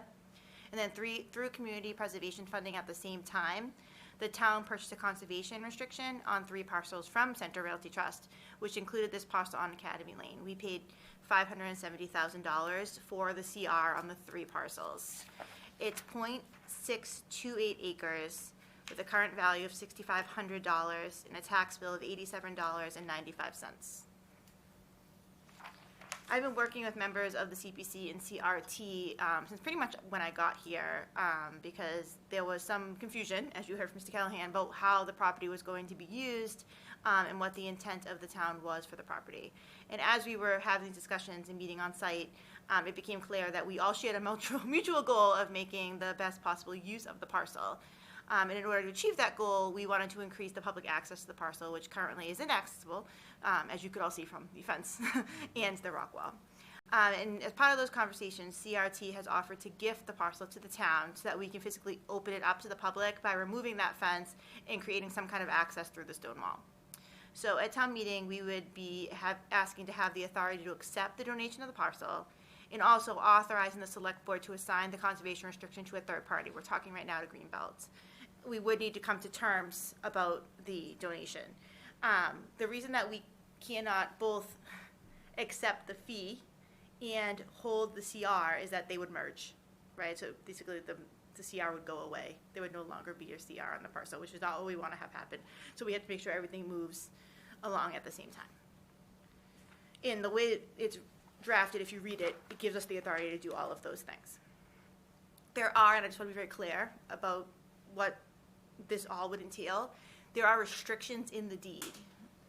So, like I said, CRT purchased the property at the same time that we purchased the CR, and in CRT's deed, there is restrictions that may or may not carry with the land that we would want to negotiate with CRT about before we would accept the donation. These are the 4 restrictions. So if the trees in parcel 2, and parcel 2 is the property that they're willing to donate to us, located on parcel 2, begin to block the view of the church steeple from the house at 140 Academy Road, then the grantee shall prune the trees as to maintain the view of the church steeple from the house. If the grantee neglects to prune, the owner of the home can assume the right to trim. The grantee must mow and maintain the fields and meadows to protect the view from the house at 140 Academy Road.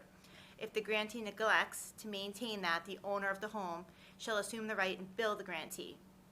If the parking area, which is the parking area that Mr. Callahan was speaking about earlier, is erected, then an up to 8-foot tall fence shall be erected along with screening. And there's a no construction zone on the plan, which I'll show you at the end, which shall run with the land at 140 Academy Road in perpetuity.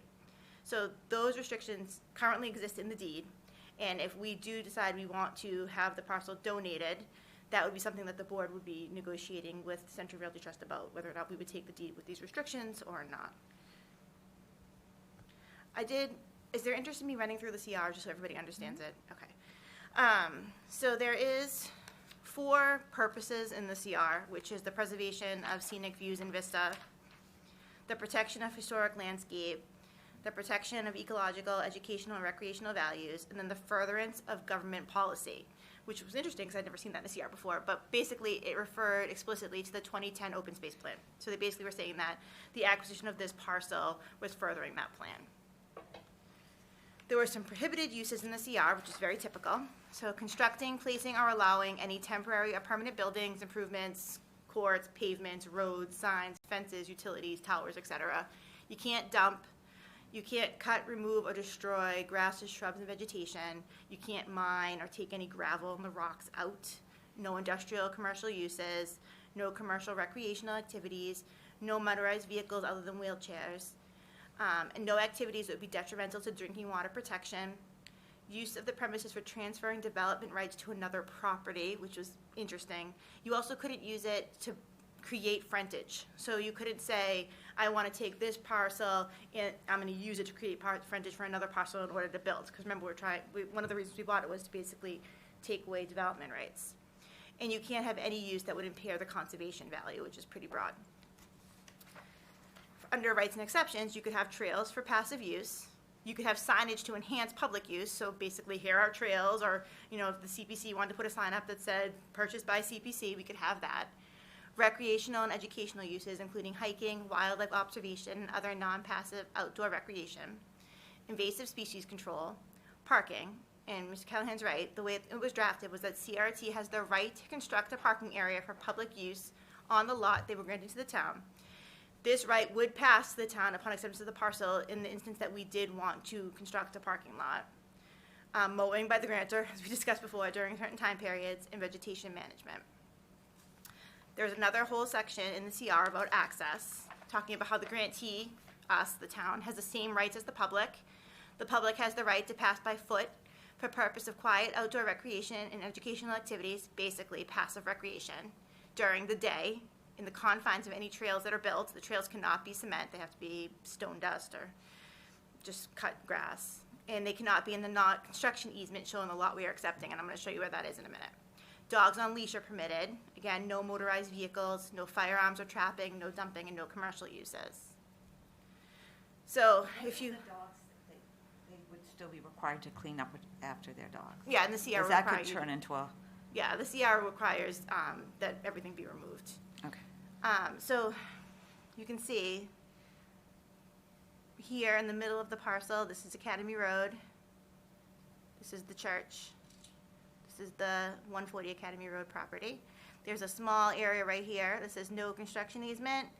Nothing could happen in that small area. And this is the parcel that they're offering to donate to the town.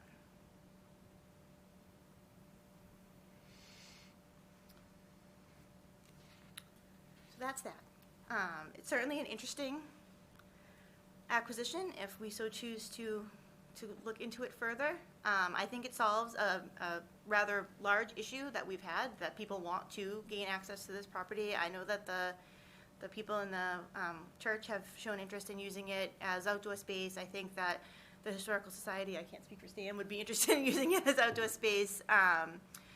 You know, it would be nice to be able to get access to it, and I think this is probably our best case scenario in actually having that happen, because there is nothing in the CR that requires Central Realty Trust to do anything to open it up. So unfortunately, while we're maintaining Vista, blocking development, and maintaining the historic aspects of it, we're not gaining that public access that's within the CR. My first question is, so you discuss, and if I got it wrong, just please correct me. So that there would be require some work with the there you go, that's what I was going to talk about, the shared fence, correct? Yep. So in order to get access to it, I We would would have to hope figure that out you how we would would do this. make it so it always looked the way that you would ever do to, so that all of a sudden there's just not a break and it doesn't look right, that it would need to be. Yeah, we'd have to work with the owner at 140 Academy Road to figure out how we would slope that off, I Yeah. think. You know, we talked about, when I walked the property with Mr. Warden and met with Kathy Stevens, and we talked about different things that we thought the property could be used for. We talked about how you could almost make like a opening in the stone wall, and you'd go inside, it almost like being like almost like being in like a fairy garden, because it's so, you know. Yeah. It could really be It's lovely. magical back there, yeah. And unfortunately, right now, no one's really getting to get back there. So we'd have to be we'd have to go before the Historical Commission with plans to make any changes to that fence and wall. So we'd be working closely with them in order to do that. But I would think that's almost fair and reasonable. You just don't want to go in and all of a sudden it just looks like Yeah, no, something we'd want it to drastic look nice. happened. Yeah, we'd want it to look nice. Have there been discussions with the Historical Commission yet? Not About yet. whether, okay, so it's possible that they would not allow us to do that? I don't know if they would not allow us to take a fence down. Okay. Well, I was just saying, because it sounded like, and again, correct me if I'm wrong, in order to get access to get in there, Yeah. you got to do something. Do something to get in there, yeah. But the fence isn't historical, I would think. I don't think that fence on the top is historical, no. The stone wall park. And Does in that- that oh, area, they're definitely, going yes. to need a place to park, right? So what would be the proposal for parking? So, my personal opinion is that that doesn't work. I don't think it works well for a parking lot there. I don't know why. No, you I'm would- not suggesting a parking lot. I'm Yeah. just saying for people that want to enter there and go through the magical garden, Where are they how are gonna they, park? What about where are they this- gonna park their cars?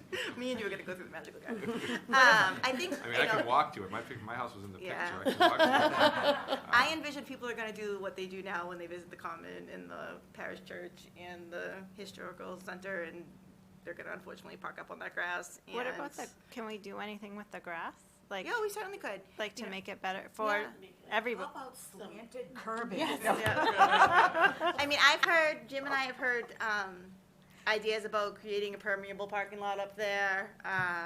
You know, there's a lot of erosion up I've in that heard area. that Yeah. I have heard this, that the church, and Yeah. they might say, we never said that, but I'm pretty sure they're concerned about water just rolling down into There's- the yeah, this- church. Because it is the way that There's significant erosion Yeah. up on that Isn't street. that really, let's, you kind of step back. If you were a stranger coming into town, right, you just rolled into town, say, I just want to go here, like, we've got all these nice defined parking spaces, and we've got our streets all laid out, and we've really tried to do that for, all our conservation land around town, and then you roll up here, and it's like, this sort of like, we forgot to do the last piece. So it seems to me like this is the time to really maybe look at a comprehensive plan for that piece of the road and just say, how do we integrate it all, especially now that you've got the Historic Society, that building, I mean, like there are things going on there now, it has a different life.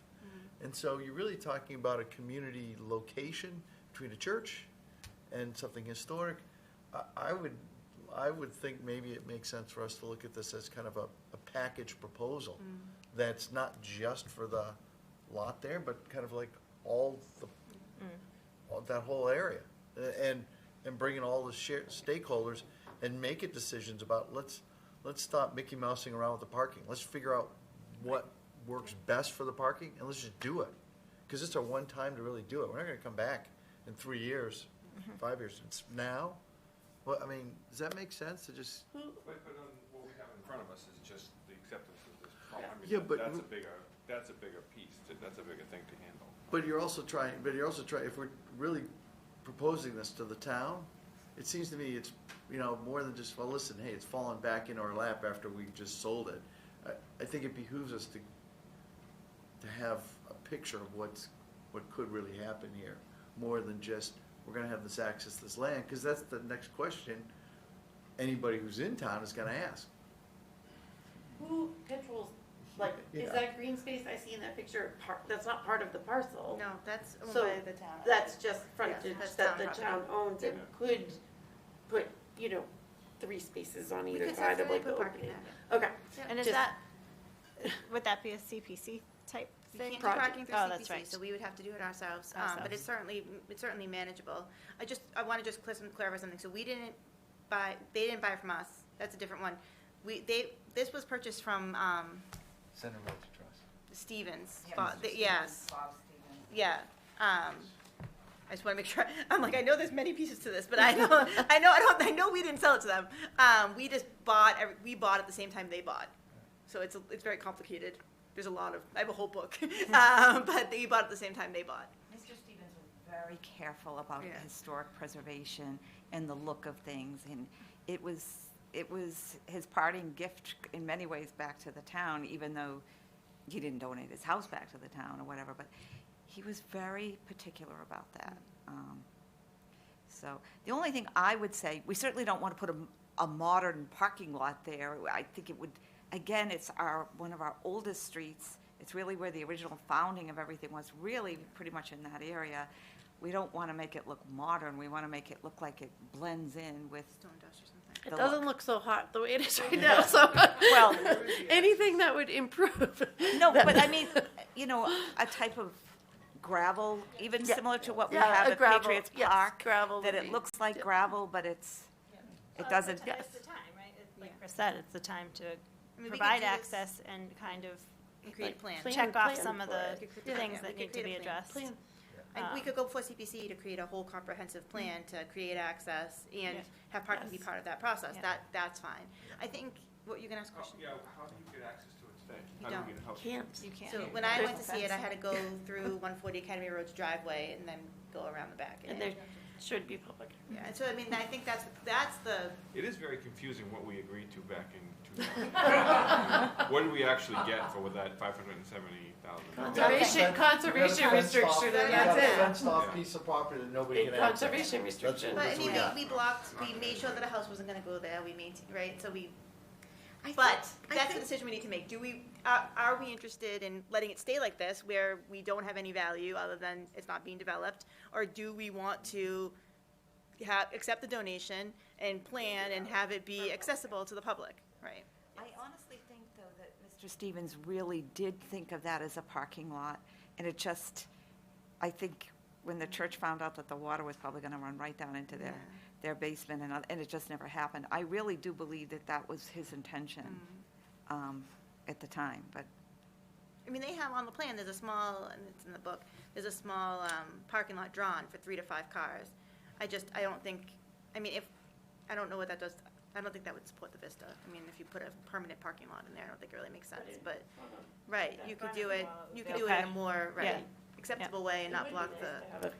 I do like the idea of an enchanted garden, or even like a children's enchanted garden. Like a secret garden, like through the fairy garden. Yes, yeah. But, so what do you need from us at this point? Because it seems like there's still a lot of loose ends. There's a lot of loose ends. So we don't have to vote today. It's on the warrant because they came to me right before the warrant closed and said, would the town be interested in accepting as a donation? So I put it on, said, oh, I'm not saying no to a donation, right? So, we're gonna have to report, we can vote at the next meeting, I can continue to get information, but at this point, the only thing we need to decide is, are we interested or not? And we can make that decision at the next meeting. And have you met with the owners yet to go over, the owners of the other parcel, the other? 140? At 140, no, I have not met with them. Okay. They know this is happening, though,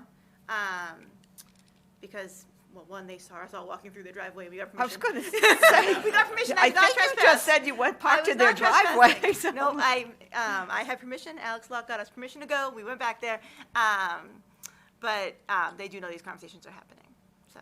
It seems. I mean, they clearly don't own it, but it would still just out of this. They Everyone certainly have working some together. rights under the, right, they certainly have rights under the deed. Are so. any of Oh, they those, gotta do right, that. would any of those deed restrictions change? Like, what would be the process for that? Well, that's what I think we would have to negotiate and talk about. And they Yes. would have to be willing Yes. to negotiate. Because there's certain things that, Like, as a municipality, we couldn't do. For instance, we Yeah. couldn't have somebody fix something on our property and then bill us. Right. Right, like, Yes. under the law, we That's- just could not do that. Could not do that.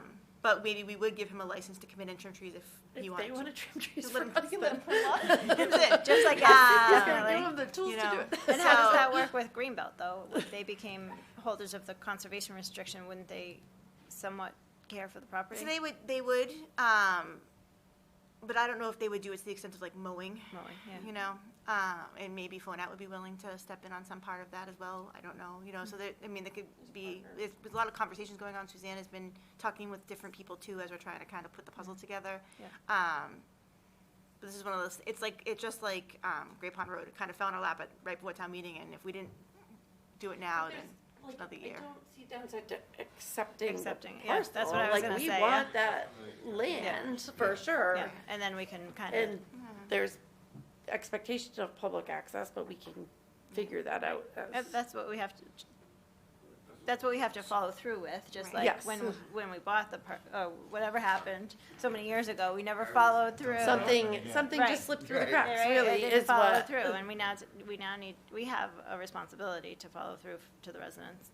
I have a question about the right side. So what's between the parcel and North Parish?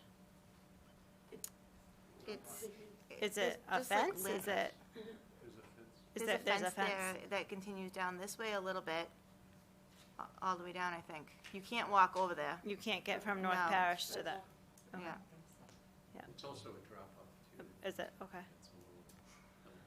Yeah, I think it's important that we get it back in the town's control and we can provide access to the residents who paid for it, really. It is. It's a strange story, but I think it's a good opportunity for us to make good on it. Well, it also keeps the integrity of the historical aspect of Academy Road as well, that it doesn't become a big chicken coop or something.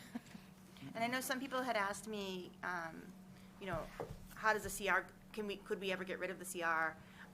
And that's a really difficult process to do. So, the risk of that, like if the town took over the property, could they later get rid of the CR if they wanted to? And so this CR actually has some language in it about a judicial process, which I thought was interesting. But additionally, you need a 2/3 vote of the legislature. So it's a really, really tough thing to do. And so the risk of that is not high, I would say. So just so people know that. All right, go back to my other chair. Does anybody want to make a motion? Do we want to wait till next meeting? I- I'll make a motion. Oh, go ahead, Janice. I'll move that we go favorable action on Article 8, accepting the donation of land on Academy Road. Have a motion and a second. Any further discussion? I think we're all on the same page that it obliges us to also Right. follow through with the other part of the plan. Yep. All those in favor? Aye. All right. Favorable action on Article 8. I am going to have you hold off on the 4 civil service articles. We're going to have an executive session before the next meeting because we do have another agreement. So, which is great news. So the planning board, the FinCom has not yet voted on the CIP, although I thought they did. They did, right? What about, are we skipping Article 13? Yes. Yes, that's a citizen petition. We're going to have him come. Okay. Planning board has voted on the CIP. Sorry. So that's Article 14. So we'll skip that. No, you can do that one. They voted favorably. Oh, sorry. Okay. I thought you said FinCom. And we reviewed this. Mm-hmm. Yeah. Madam Chair, I'll move favorable action on Article 14. Second? Have a motion and a second. All those in favor? Aye. Favorable action on Article 14. And then we have CPC, but FinCom has not voted on CPC yet. We have elected salaries. FinCom has not voted on that yet. FinCom has not voted on the revolving accounts yet. FinCom has voted on the budget favorably. And FinCom has voted on all 3 enterprise funds favorably. 2 enterprise funds, I apologize. They have voted on the 2 enterprise funds favorably as well. So you could do Articles 18, 19, and 20. Is there any questions or discussion? Move favorable action for Articles 18, 19, and 20. I'll second. Motion and a second. Any further discussion? All those in favor? Aye. Aye. All right. 5-0 favorable action on 18, 19, and 20.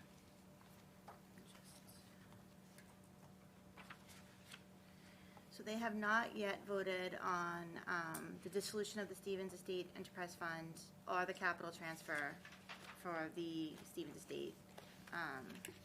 They have not voted on the stabilization or the capital stabilization. They have not voted on the MSBA article. They have not voted on rescinding the borrowing.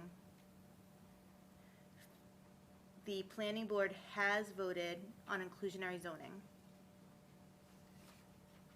The planning board has not yet voted on the zoning article for Royal Crest or the zoning map article. Correct? Yeah, just 27 left. So you can vote on the We can inclusionary Yeah, housing. unless you wanted to wait and have Eitan present it to you, which we could ask him to do. He's coming on the 11th. Thank you. It's probably not bad to have them come in and just do Yeah, it's lock, plain. stock, and barrel. Yeah. There's only 3 articles. Yeah. Okay. I think that's a good idea. We might have questions. You may, it's complicated. It is complicated. Yep. Okay, All right, that's it, right, for now? there we go, we've got a bunch of them done. Not so bad. Not so Yeah. bad. Thank you. All right. Thank you. So we're on to a request from the Affordable Housing Trust to disperse $50,000 from the Housing Trust to hire consultants for the proposed development at Fountain Drive. This is the new units, correct? So, as part of the affordable bargaining I are both part of the Affordable Housing Trust. This is just to hire a consultant to do the design work, I believe, for the affordable housing. Am I right? Yes. So- Yeah, and it's really, to try to situate some additional housing on that open parcel of land that's there. Any questions? No? Move that the select board approve the request of the Affordable Housing Trust to disperse $50,000 from the Housing Trust to hire consultants for the proposed development at Fountain Drive. I'll second. I have a motion and a second. All those in favor? Aye. All right, passes 5-0. That'll be a nice, it'll be nice to see that develop. For housing. Yeah. Yeah.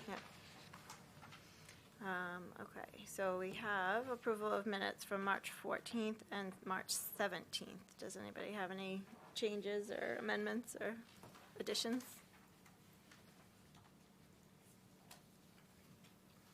Nope. Nope. Move that the select board approve the open session minutes of March 14th, 2022 as presented. I'll second. I have a motion and a second. All those in favor? Aye. And I'll move that the select board approve the open session minutes of March 17th, 2022 as presented. I have a motion and a second. All those in favor? Aye. All right. We have approved our minutes, and we don't have any old business. Do you have any reports? I think we only have 12 COVID cases, which is very exciting. I know, and so we're happy about that. Monday, we are doing the 4th. We have our, what are we calling it? Town hall. Town hall show. What is it called? Show. Yes, we don't know what we're calling it, but we have our special show on, our call-in show about the Facilities Master Plan 2 on Monday on CAM. Yep, and I don't know if you guys have noticed, but we're working with a consultant who is pushing out Master Plan Mondays and What's Up Wednesdays, and I think we're going to keep the Master Plan Mondays moving forward, even after we get through Facilities Master Plan 2 and move it right over to Master Plan, because it's catchy. So we're moving along with that, and it's been really good. So we just want to thank Dawn and her whole team for a very successful election. Your first one is never easy, so she did a great job.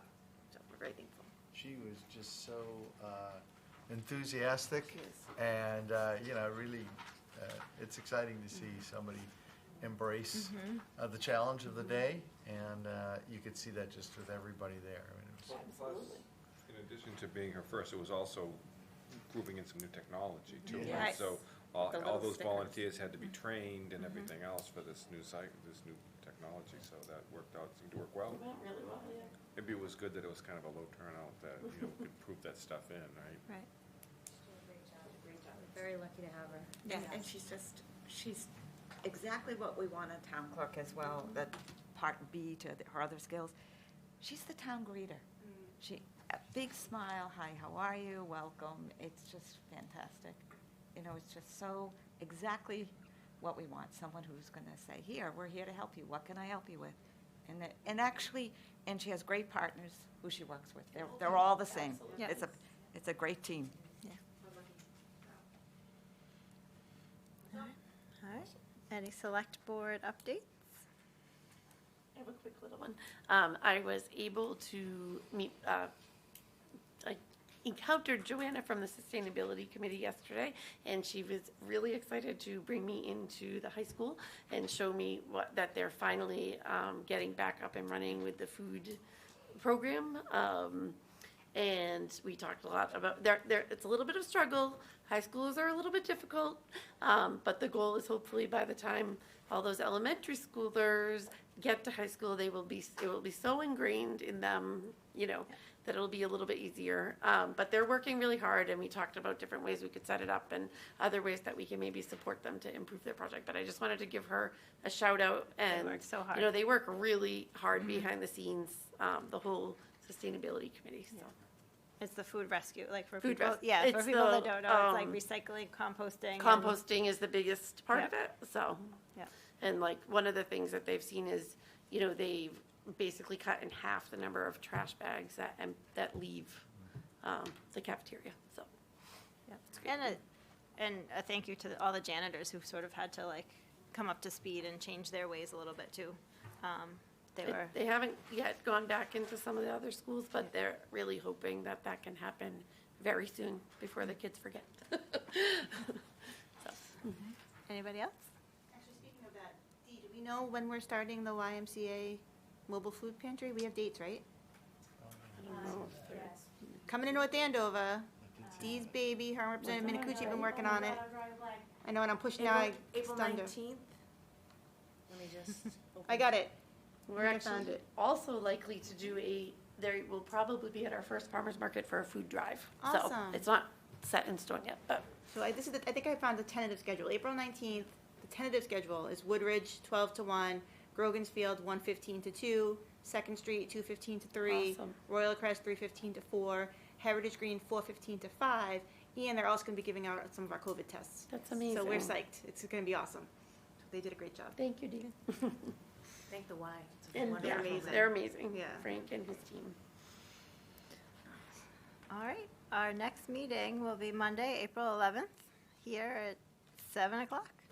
So with that being said, I'll take a motion to adjourn. Motion to adjourn. A second. Motion and a second. All those in favor? Aye. All right, thank you, everybody. Thank you.